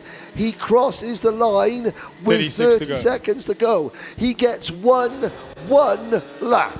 And that's if the gaggle in front of him don't slow each other down and ruin his fast lap. So it's going to be difficult. We can see them now fighting for space still with only a lap left to go. You're not going to get a lap time in if you're still fighting for space on the track. Sorry, 349. I just want to have a look who that is. Lost my sheet here, 349. 349, that would be Harry Hannon. Harry the Lion. Taking a dive into the last corner, that's going to hamper your exit. You're not going to help yourself on the flying lap. He's missed out by a second. The checkered flag comes out. Austin Gale for Thailand. There goes the Lion. The Lion is still fastest. Oliver Hodgson, former champion, is now fastest. Max Walton is quicker. Van der Stroys up, our camera card. Elia Papachena. Okay, they made use of their 1 lap. The last cart to cross the line is going to be Macaulay Bishop. There he is. He goes pole. Well, we can't say it didn't work then, can we? Can't say it didn't work. But do you know what we can say? Macaulay Bishop can handle the pressure. Yeah. They sent him out last. You've only got 1 lap. You got 1 lap. And if Make yourself a gap and put it in. Dearie me, look at that. Macaulay Bishop, Matthew Higgins. Well, he's the second Welsh driver here. We couldn't quite get a complete Team Wales clean sweep. But Kai Hunter, third in qualifying. Elia Papachena, Sean Butcher, 4 Brits in the top 5. Italy, that's the first time we've really seen the host nation springing up towards the front of the pack. Yeah, Tommy van der Stroys, our camera car. We didn't really get much value for money out of Tommy because he only did 2 laps in our camera car. Thankfully he's not paid per lap, yeah? Yeah, no, exactly. Hannah Zuberfeld from Germany, Max Walton from Australia, 7th and 8th. Mark Koziev from Kyrgyzstan is 9th. And Oliver Hodgson racing for Team USA now. Why is he racing for Team USA when he's British? Well, because he lives in the USA. He has an American karting license. Right. That's why. The Lion, 11th. Austin Gale, well, you know, still 12th for Thailand, still very good. Looking further down, Nolan Lamore, a former international trophy champion from France, only 16th position. Further down the order, but you know something? I think most of the big names made it through. All British top 3. Yes, and all British top 3, and. Looking at talk about Oliver Hodgson, Ben Cooper is a former champion for 2 different nations, for the Team UK, and then went to live and work in Canada. There's Elia Papachena, and that's Elia Papachena. He's working, the Italian team are lucky enough to have Bas Lammers working with them and coaching them. Bas, who is just this morning announced that he is returning to the cockpit. He'll be racing in Las Vegas. There's Matthew Higgins, Team UK's drivers. Sean Butcher there on the left. Kai Hunter, Team Finland in the background. That was Miska Kaskinen. And Macaulay Bishop. What? Oh, dear. Well, bit of argument going on there. Not happy about who was towing who there. Well, he just, I think he was explaining, saying the brakes aren't working. Well, that's why he's fast, because he's got no brakes. Oh, that works. That works. Excuse me for the rather industrial language, but Timothy Pernot in the background. But yeah, we're going to see the same thing again now, aren't we, Kyle? Yeah, more than likely. Definitely more than likely. We're going to see them wait for the last possible minute. Macaulay Bishop putting it to good use, though. He only had one lap to get it done. He held the pressure and he got it done, but only 0.06 of a second ahead of Matthew Higgins. So not exactly all having it his own way in the front. It's only 0.06 of a second, so we're going to see some good, close racing from the Senior Maxers as always. The one thing I did notice, though, Henry, is in the warm-ups, this circuit looks rather difficult to pass on. And not to get the pass started, to get the pass finished. So because the track runs back onto itself all the time, the corners tighten up on each other or they open up into a certain other sector, you're always under attack even though you've just done a pass. Okay, well, we'll talk about that in a minute, and we're going to talk to the Session 1 pole sitter at the moment. Jen Wade has got Macaulay Bishop, brakes or not, down in the pit lane. Take it away, Jen.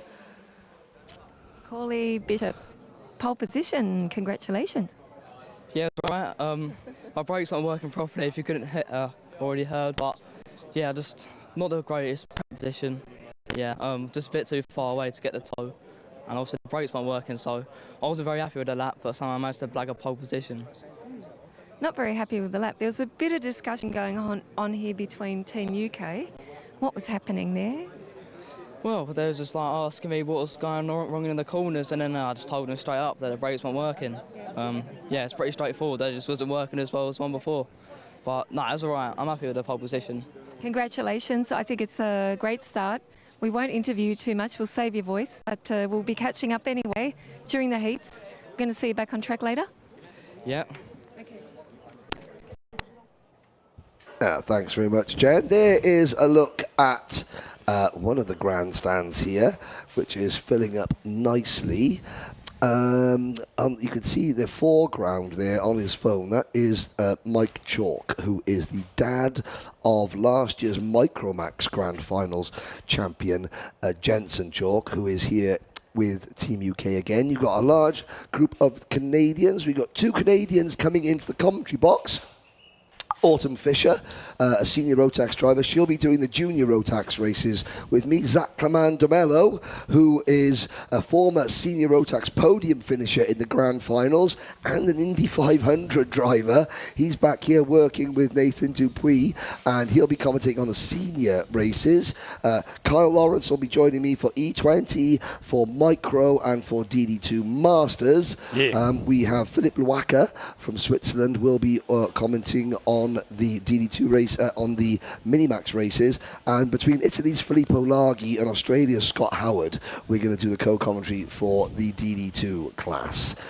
Now, there is the Dutch race suit. Okay, on the live chat, everybody. I mean, look at the detailing on Mika van der Peevert's, crash up, but look at the detail on his race suit there.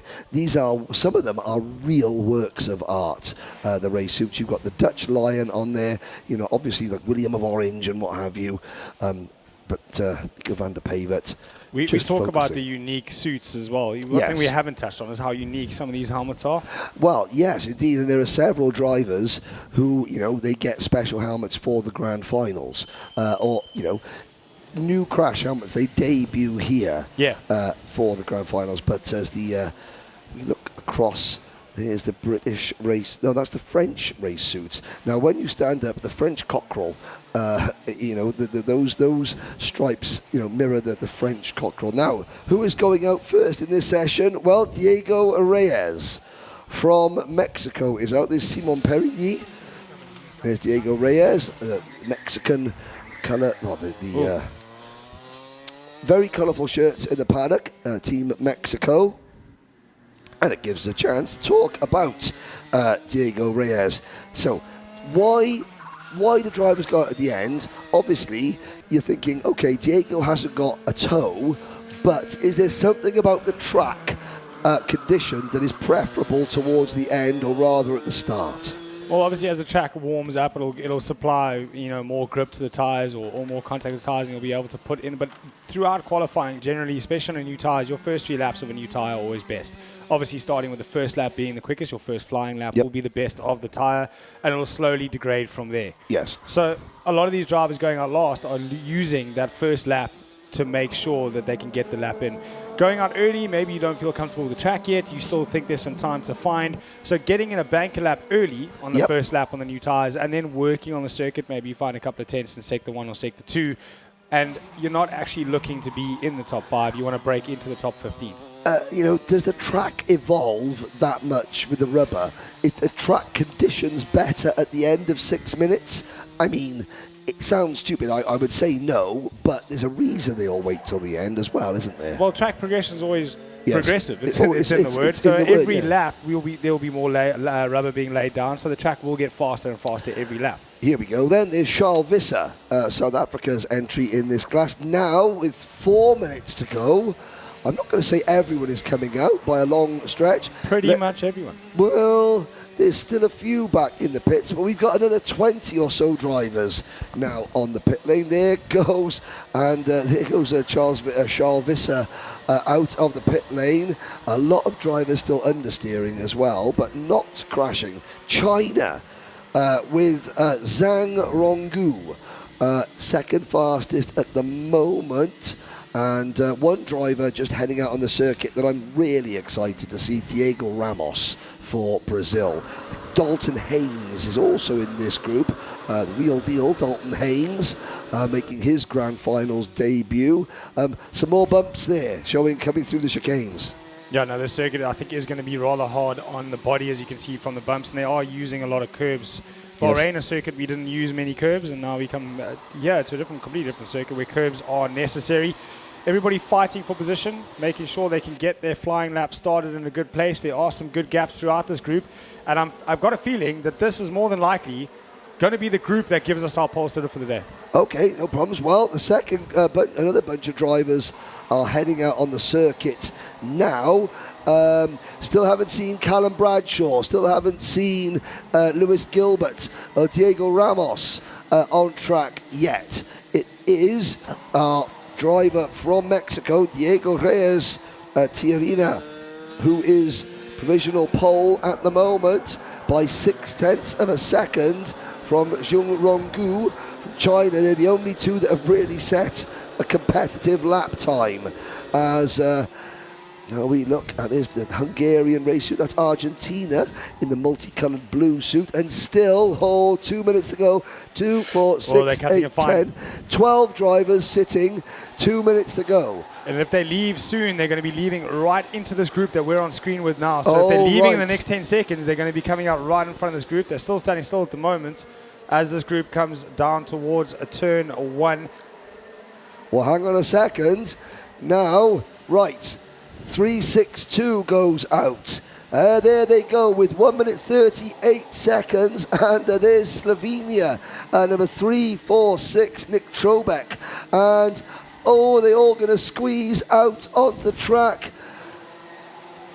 I think number 370 could be, Karpo Yu from Hong Kong has gone out right to the back. He's trying to do a Macaulay Bishop. Not sure he's actually given himself enough time to get across the line, though. That's the problem. He's going to have to put his foot down. And Harry Bartle, his first major event as a senior driver, the reigning British junior Rotax champion, he goes fastest by 200ths of a second from the number 364 cart of Alan Klusa from Poland. Now Mehdi Lesue and Nicolas Foucault go to the top for Argentina and France, respectively. Here we go, 30 seconds to go. 30 seconds to go. Chopping and changing out on circuit. Charles Visser, top of the charts. No, that's out of that group there. He looks like he's got a decent toe in front of him as well. So he might still get another lap in and be able to improve in that. The times are tumbling, though. We're seeing purple sectors throughout. Ken Swartz, the other South African, purple first sector, 19.7, 2 tenths quicker than it was in the previous group. So a great first sector from him. It's been taken away from him, though, by Harry Bartle, 19.6. 10 seconds still to go. These will be the final flying laps. So, purple sector 1 for Lewis Gilbert, the Diamond of Dalry, the Scottish driver. Purple sector 2 from Mehdi Lesue from France. 4th at the moment. That could get a lot better. Now a purple second sector from Harry Bartle.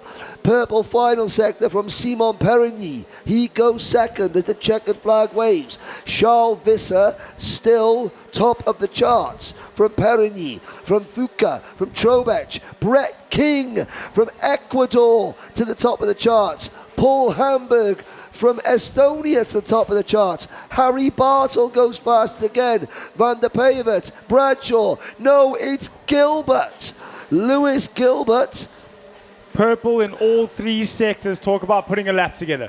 Diego Ramos is, I think, one of the last drivers to come around. Or has he pitted? I think Ramos here he comes. may have had a problem. Here comes one more driver. Ramos does not improve, only 21st. Well, 2 weeks ago, in fact, no, 10 days ago, Lewis Gilbert was sat at his workshop and he gets a text message. He said Ethan Jeff Hall, who beat Lewis Gilbert narrowly in the Rotax International Trophy at Le Mans, has been called into the Ferrari Young Driver Scouting Program.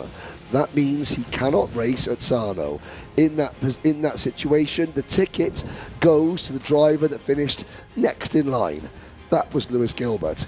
10 days ago, he thought his season was over. Fast forward, he has just put it on pole in his group in the Rotax Grand Finals.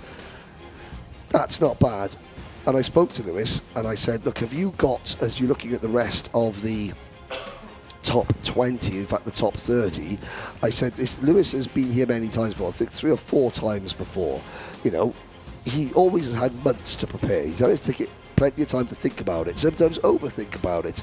Now, every day is a bonus. Yeah. Does that sometimes help you as a driver? Oh, 100%. My last year at Bahrain, just to put a bit of personal perspective on it, I didn't know I was coming until I literally landed. So you take every moment as it's not as a given. Because it was funding for you, it was the plane tickets. You know, you had your ticket, you'd earned your ticket with winning the South African Championship, and then it was like, right, got to get on a plane. Yeah, so, you know, every day is a gift, and every time you have that gift and every time you improve, it's just gravy. Yeah, it's a different type of gravy. I must correct you as we look at him on camera. It's not Visser. Okay. It's Visser. Visser. Yeah. Charles Visser. Charles Fiss. So Fiss. Visser. He's going to hate me saying Fiss because that's actually fish in Afrikaans. Okay, fair enough. There is Scotland's Lewis Gilbert, the Diamond of Darai. Oh, yeah. Pretty happy. Wearing the team, they found a T-shirt that fitted him because Ethan Jeff Hall and Lewis Gilbert are not the same height. Right. In any, no. Nowhere near. No. Lewis is.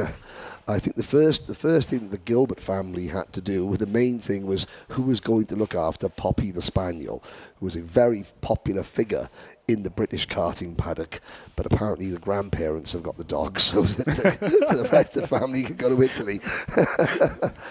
Well, at least I was looking after it. Again, British drivers to the 4, Gilbert, Bradshaw and Bartle, the top 3. Mika van der Pavert for the Netherlands in second. And I think Jen Wade is about ready to speak to probably a very happy Scotsman. Take it away, Jen.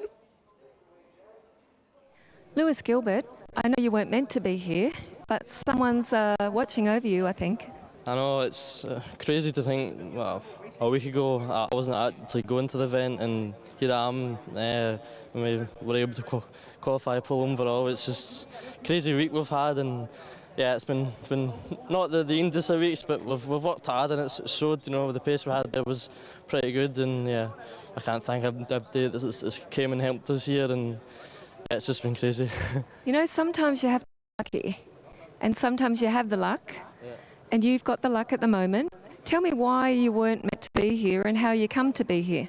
Yeah, well, I think this year's been pretty unlucky for us. We've always had the speed, we've just never been in the right place at the right time, sort of thing. So the reason why we're here is we came second at the International Trophy in Le Mans, and the person who won it pulled out due to other reasons. So fortunate enough that we finished second and the ticket was dropped to us, and here I am. So yeah, so it's been a crazy week. It has been a crazy week. I actually spoke to that other person because he called by the other day here in Sarno, And he said, I'm happy. Anyway, Lewis gets to go. He's testing Formula 4 or something. Had to take the opportunity, but I'm sure he's happy for you, and he'll be saying, my ticket is on pole position, but right now it's all about you. Macaulay Bishop, quickest in the session before, obviously, but you guys, Team UK, are really putting up a strong battle, and we're only at the beginning. I know, I think we always do quite well because we push ourselves quite hard within the team and out, so yeah, I think we put the hard work in, and it shows with the pace we've got with just not just myself but the full Team UK, so yeah, looking forward to the rest of the week. We're looking forward to it too. We'll see you on the track for the racing. Good luck.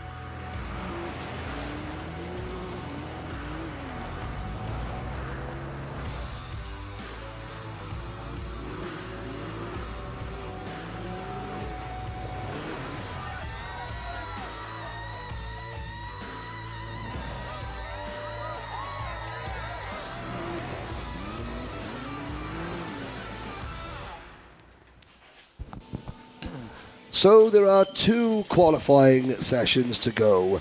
They are for Rotax's Ultimate Class DD2.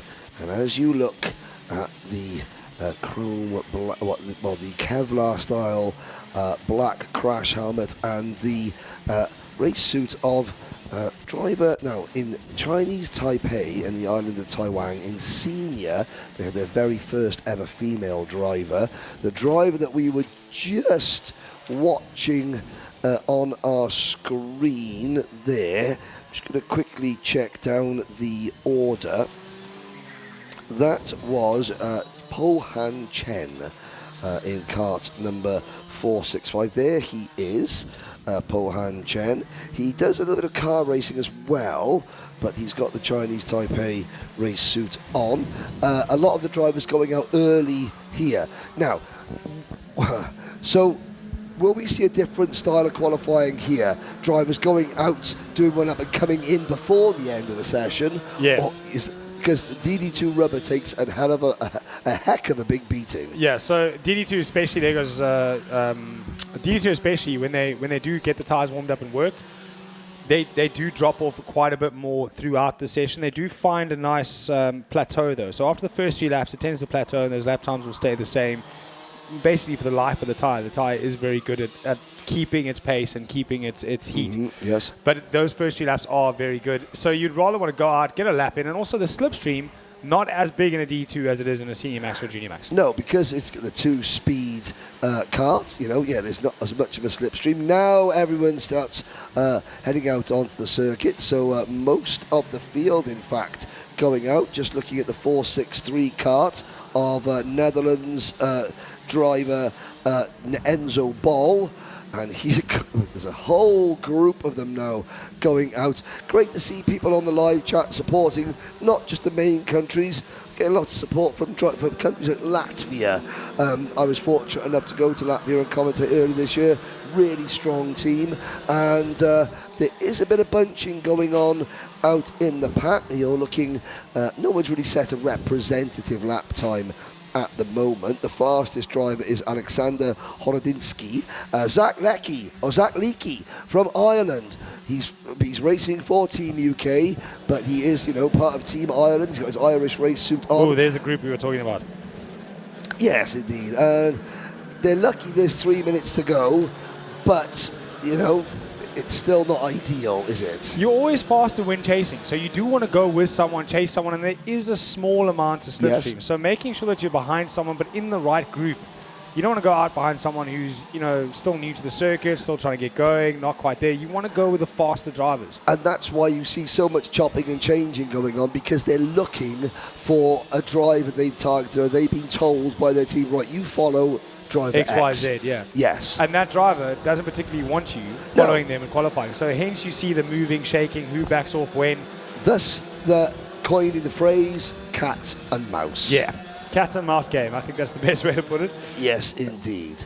Now, on the track, Edgar Vilkans, Emil Akmens. Emil Akmens for Latvia, and Edgar Vilkans getting an awful lot of support from the online community. There's the 435, Leonardo Reis from Brazil, but it is Ragnar Virus from Estonia, the reigning champion Ragnar Virus, who is fastest at the moment in kart 411. Now it's been passed by Dimitri Mlaka from Slovenia, Antoine Brogio in kart number 443. From France goes fastest, Enzo Bol and Nicolas Guillaume and Leonardo Baccaglini are moving up into contention. This is looking like the order that you sort of expect. Yeah, the drivers that you expect to be there are there. Hopefully we see a couple of surprises, some new faces that we haven't seen there before get up into the top 10. Well, David Mastiakevich goes sixth.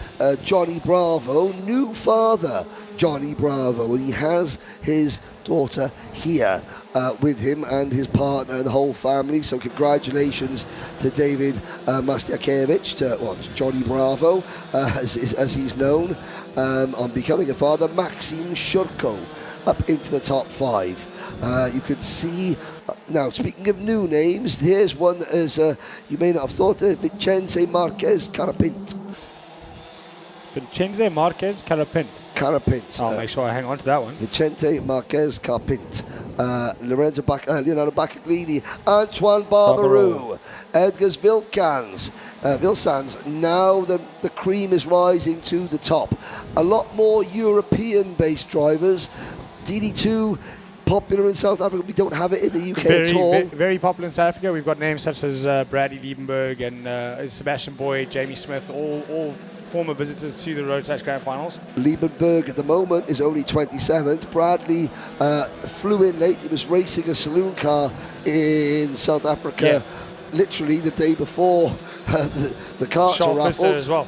And Charles Visser. Now, all 36 drivers, and you can see Bahrain and Saudi Arabia and Chinese Taipei, the island of Taiwan, Ireland. Leon Zelenko for Croatia is quite far down the order. So Brogio takes the checkered flag, is 9th. Enzo Bol currently fastest as you're watching karts coming across the line. As they cross the line, Barbaroux goes 2nd. Akmen's in that group. He moves up into 4th position. Now we wait for the next group to cross the line. Brad Liebenberg there. He moves into P23. He's going to be disappointed with that because Bradley, this is his 11th Grand Finals, I think, or something ridiculous like that. It looks like Enzo Bol from the Netherlands is going to steal a march. I've been talking about the Dutch race suit all morning. Now we're going to see it up close and personal because Bol will be getting spoken to, I feel. But those gaps are close. For qualifying, those gaps are very, very, very close. We can expect some good racing from the DD2s. Well, if you were a quarter of a second off the pole time in that group, you weren't even in the top 10. That's all you need to know. Further down the order, Liebenberg's going to be disappointed. So will Harrison Hoey from Australia in kart number, in 26th position. But there we go. It's the Netherlands, France, Poland, Latvia, Brazil, Germany, Spain, your top 7. Ragnar Virus begins his Grand Finals title defence from 9th in group. That's not 9th on the grid, 9th in group. Who else is there? Who's looking down the order? Thomas Javorek from the Czech Republic is 19th. Sebastian Boyd, 18th. So the two South Africans, this might sound It's not where they want to be. It's Wednesday now. They arrived Sunday, so jet lag's not an issue. No. The practice was a little bit disrupted with the weather. It takes a little bit of time to go from car racing mentality back to karting, does it not? Also, you'll see South Africans do well at circuits like Bahrain, where the rubber isn't as high as what it is here. The Europeans obviously used to rubber. Tyre wear. What, as we look at Team Austria there, why is tyre wear different in South Africa? Or is it tarmac? Is it... It's not so much the tyre wear, it's how much the rubber actually gets laid onto the circuit. Okay. So circuits like Bahrain, with the sand blowing all over it all the time, Yes. it doesn't provide as much grip. Okay. We're used to that with our circuits like Formula K and Swakop's. We don't have the numbers that most European circuits have, so we're used to a little bit less grip, and we Okay. are stronger in conditions like that. However, in Europe, the rubber's always going down. There's always 150, 200 drivers Yes. all over Europe. And it's putting the rubber down on the circuit and creating more grip. So maybe just coming to terms with that, but also 4/10 off the pace or 5/10 off the pace and you're down in 18th. Yeah. It doesn't mean you're not in the race though. No. The racing is very different. There is Enzo Ball on camera. Fastest at the moment, 59.776. That's not too bad. Yeah. There is the 471 going through your screen as well. That was Frederico Peters from Portugal. And the Dutch symbols on the top of Enzo's crash helmet. Yeah, the Orange Army. Now in karting, we call the marshalling team the Orange Army. Yeah, But, I think there you go. So there you are. There's the Easter Island statue. Team Chile.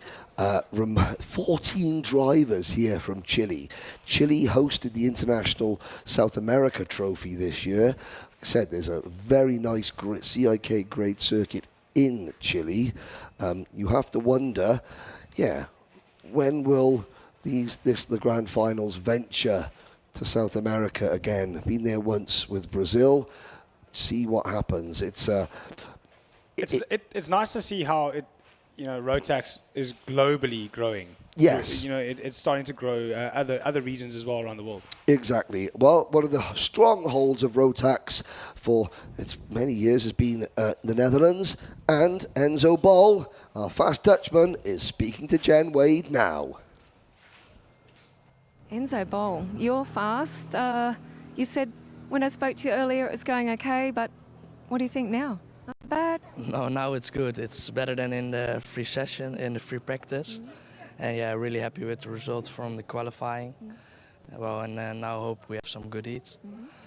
Now tell me, here in Sarno, DD2, different chassis, what's it like driving, like the whole experience now for you today? You've really been working every session to get it right. Well, kart feels really great after some changes to it. I really like the idea of everybody driving the same chassis and the engines being equal, so I love to be here. And everything that comes with it is just a bonus. We missed you last year. You should have been in Bahrain. You were sick. The doctor wouldn't let you out of the hospital, even though you were begging, Dad, please get me on that plane. You came back now as European champion at the Euro Trophy. So what do you think? This your lucky year? Well, let's hope so, but still a long way to go this weekend, and everything can happen, so we will see. Yeah, we know you love the racing. You're one of the youngest guys, I think, here on the grid, but really nice to have you back at the Grand Finals, and congratulations. Yeah, thank you. So we're going to just check out some of the ads from our partners. Stay tuned. We'll be back shortly.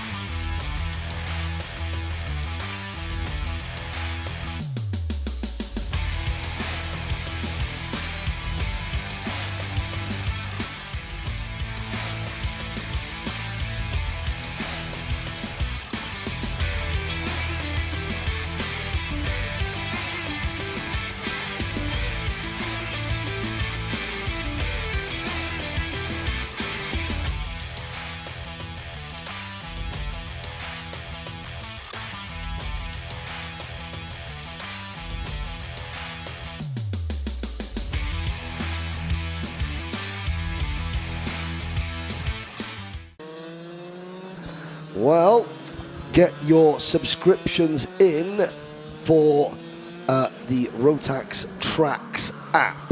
Second and final qualifying session for DD2 on circuit. And very briefly, we just saw a driver that you're very familiar with, but a nation that a lot of the Rotax family will not be familiar with. Yeah, Mozambique's Chris Boucher just quickly on the screen there as we have a look at everybody else coming out of the pits. And now, they again, I think we're going to see the same as we did before.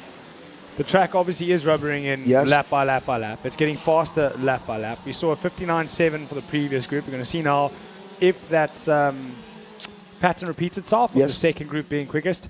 But, yeah, there we go. And, you know, I'm thoroughly enjoying how many the international community we've got in the live chat, pointing out, the Dutch surname Bol, Femke Bol, the Olympic champion sprinter from the Netherlands, and now Enzo Bol.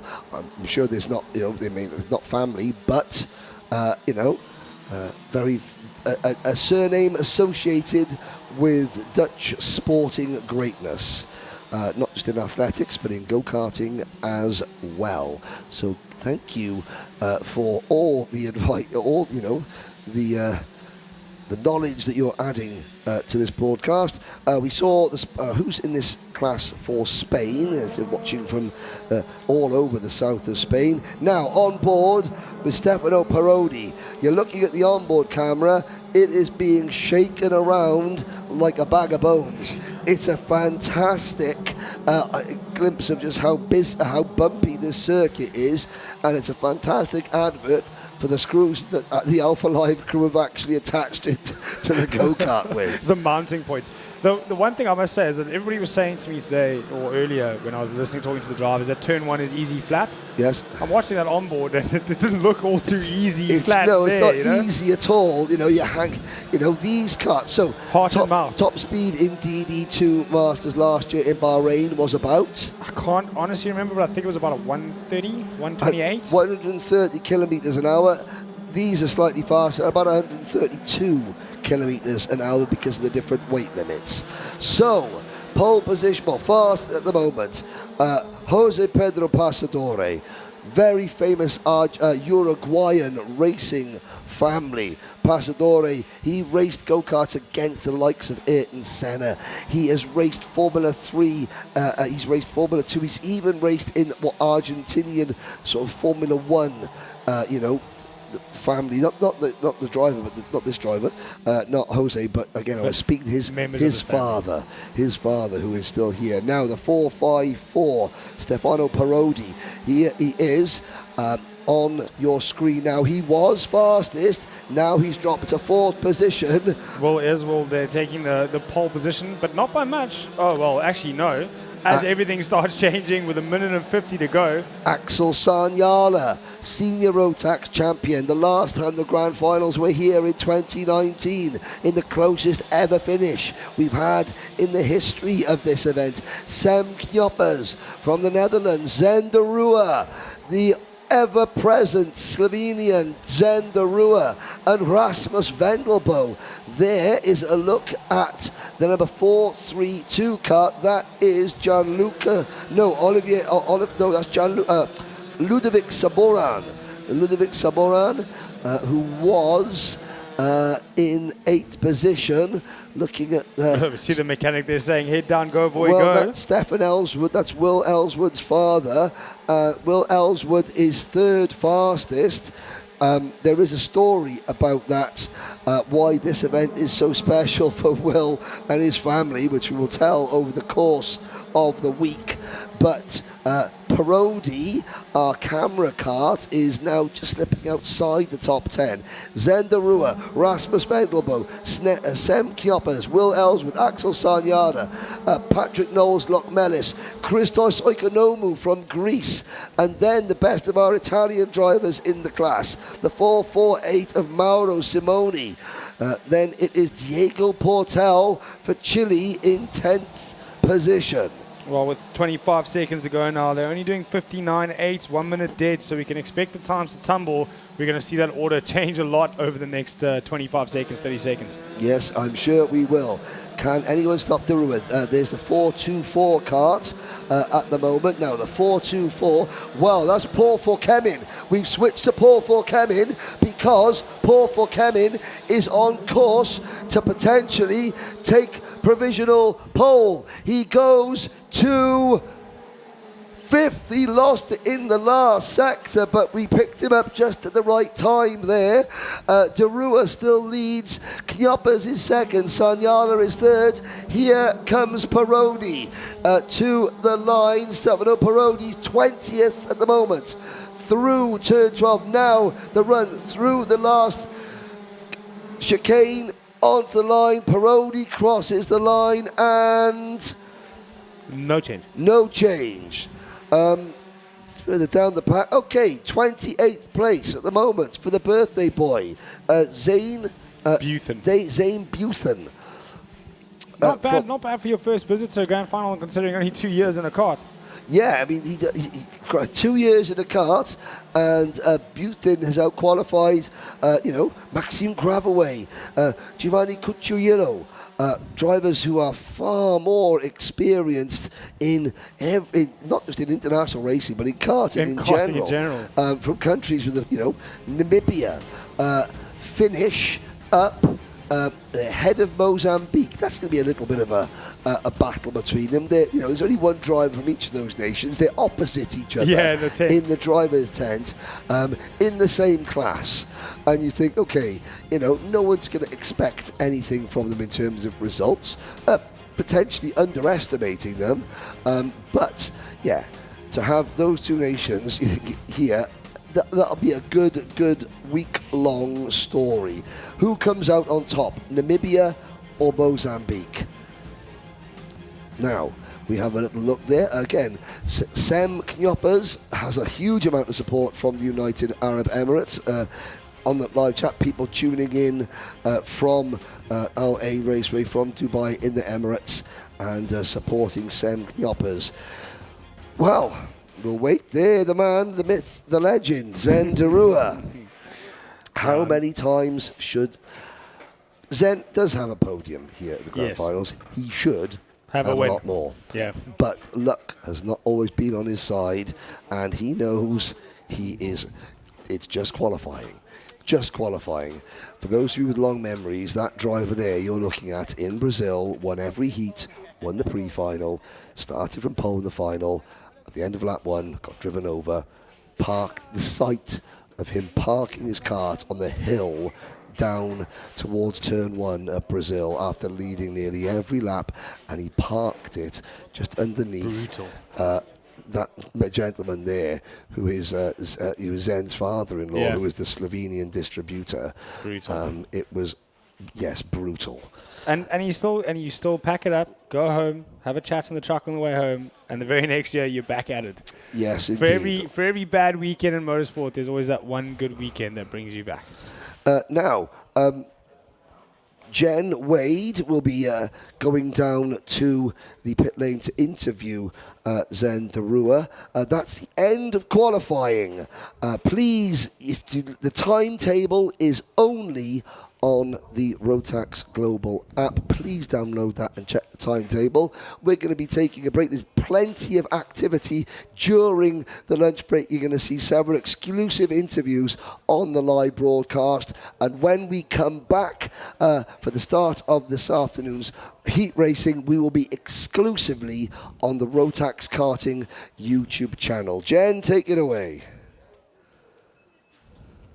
Drew, of course, just coming in nice and hot for you this afternoon. Yeah, it's a lovely day today. After yesterday's qualies for the other classes, it's a bit warmer. And of course, you're fast today, very fast. Yeah, I mean, in the past 2 days, we've always been in the top 3, so I mean, the pace was there. And luckily today, we were managed to put it together in 1 lap. There was a little bit more inside, but okay, it's good to be first in the group, so we start a little more ahead than in the previous years. And of course, on this big track, in this class, you've got a little bit of experience, but at the same time, you've got a really tough grid now. Yeah, there are a lot of very fast young drivers. Many of them we've raced against during the season in the Euro Trophy and even in our championships. So let's say the main rivals, I know them well. I know what to expect, how to race them, with who to be careful. So we'll see. Yeah, we will see. Now, Zen, I guess we're going to go to lunch. We're going to have some great pasta and get ready for the racing this afternoon. Thoughts going into this afternoon? Many changes at all?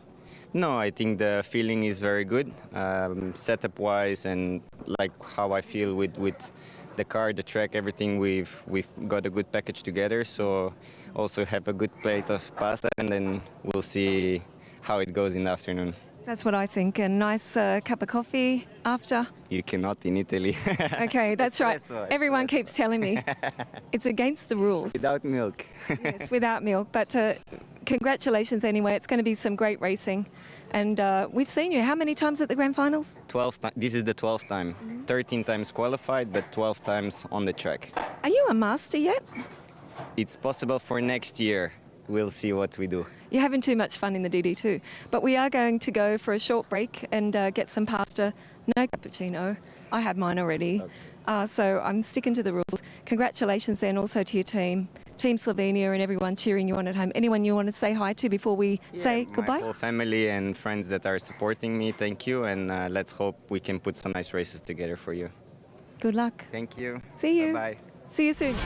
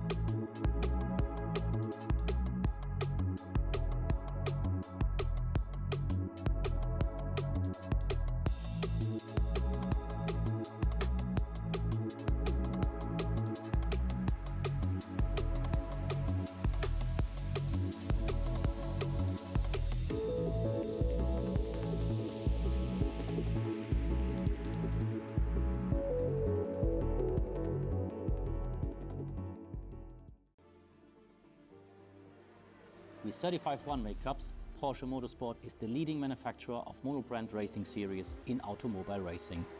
The central maxims are safety, equal opportunities, and affordable motorsport at the highest professional level. Coupled with the highest level of technical customer support, including worldwide and fast spare parts supply, as well as top marketing, Porsche Motorsport offers its customers, from motorsport beginners to professionals, a wide range of excellent racing platforms worldwide. At BRP Rotax, we feel that the one-make series that we run with the Rotax racing, the karting itself, is very much in line with the Porsche racing, and therefore it's an easy transition for our drivers from one to the other. We've produced a lot of champions coming from Rotax racing into the Porsche series, which is spectacular for our future.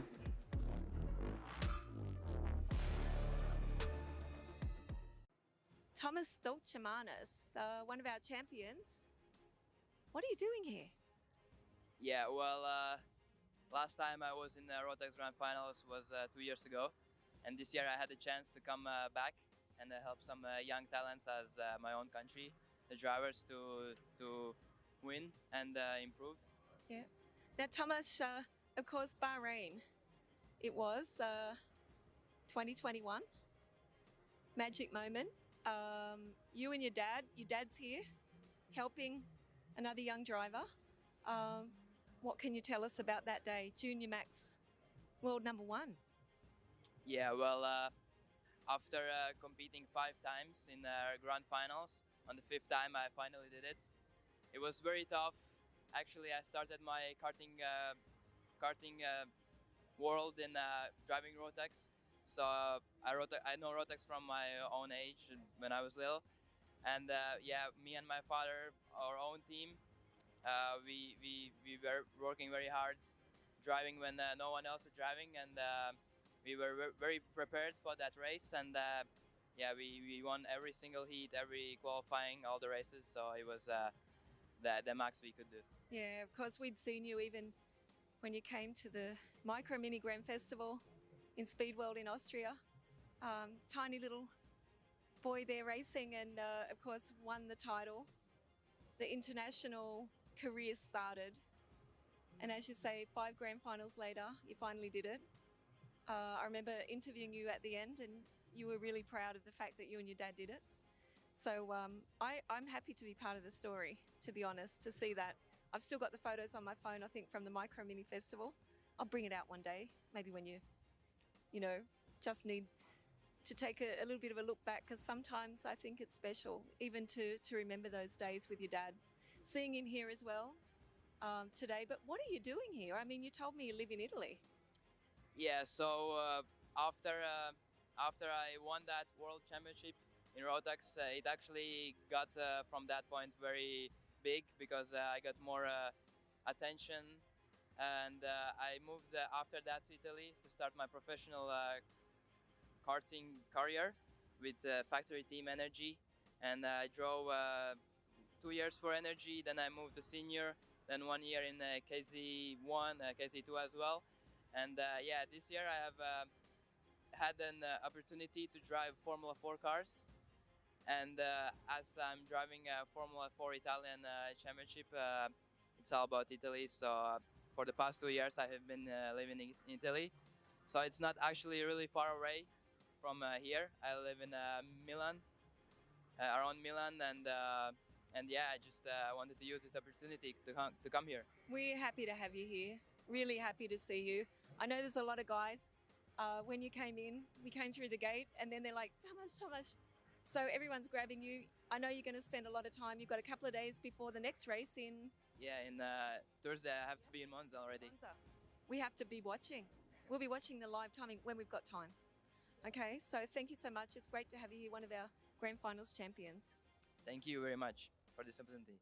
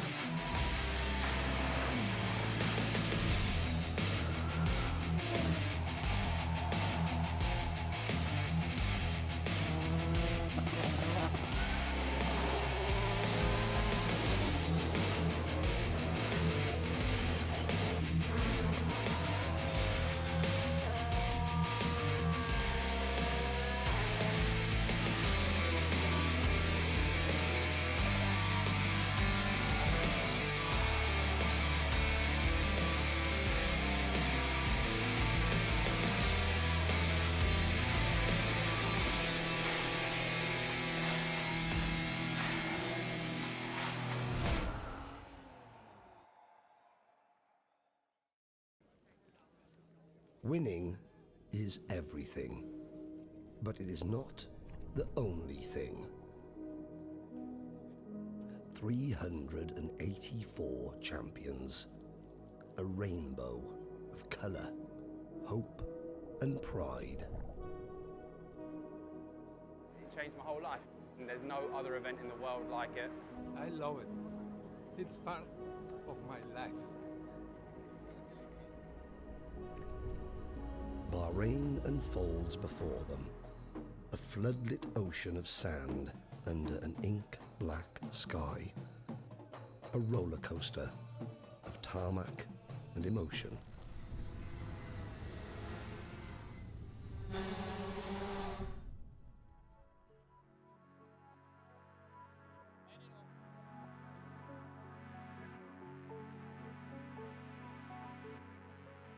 Months after month they have toiled in every country, at every track, in all conditions, to grasp hold of their prize, their ticket, their golden opportunity.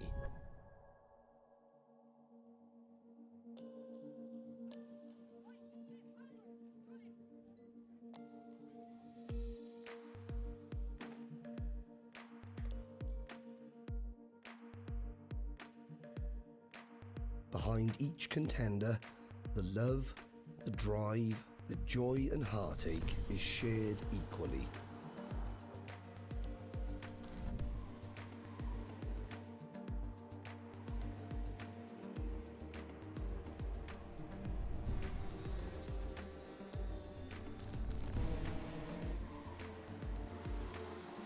The time and sacrifice is all of ours.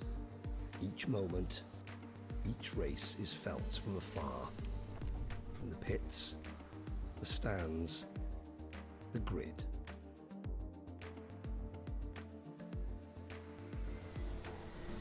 It put hairs on your arms, you know. It's such an emotional experience for everyone. Win, lose or draw, there's such a passion for it.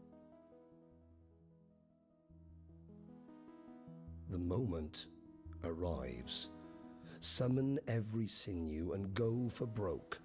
If you don't take your opportunity, a rival will.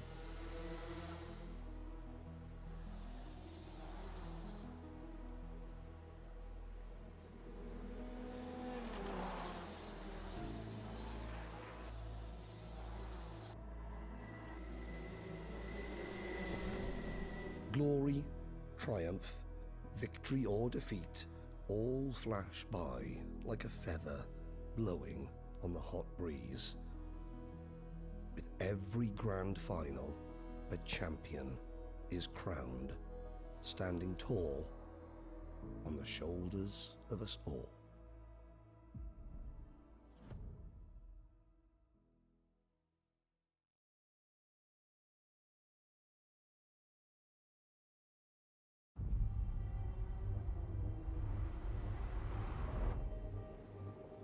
Why do you come here?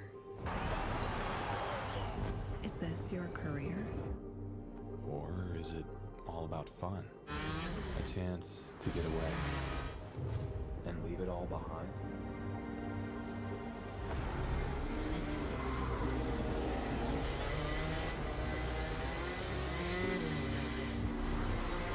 Or do you chase your personal best?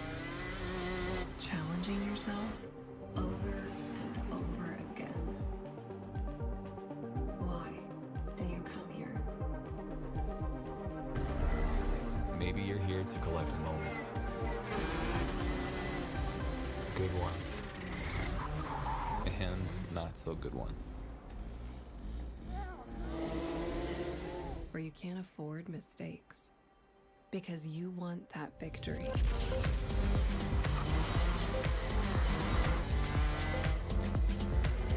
It's all about this one moment when the hard work finally pays off.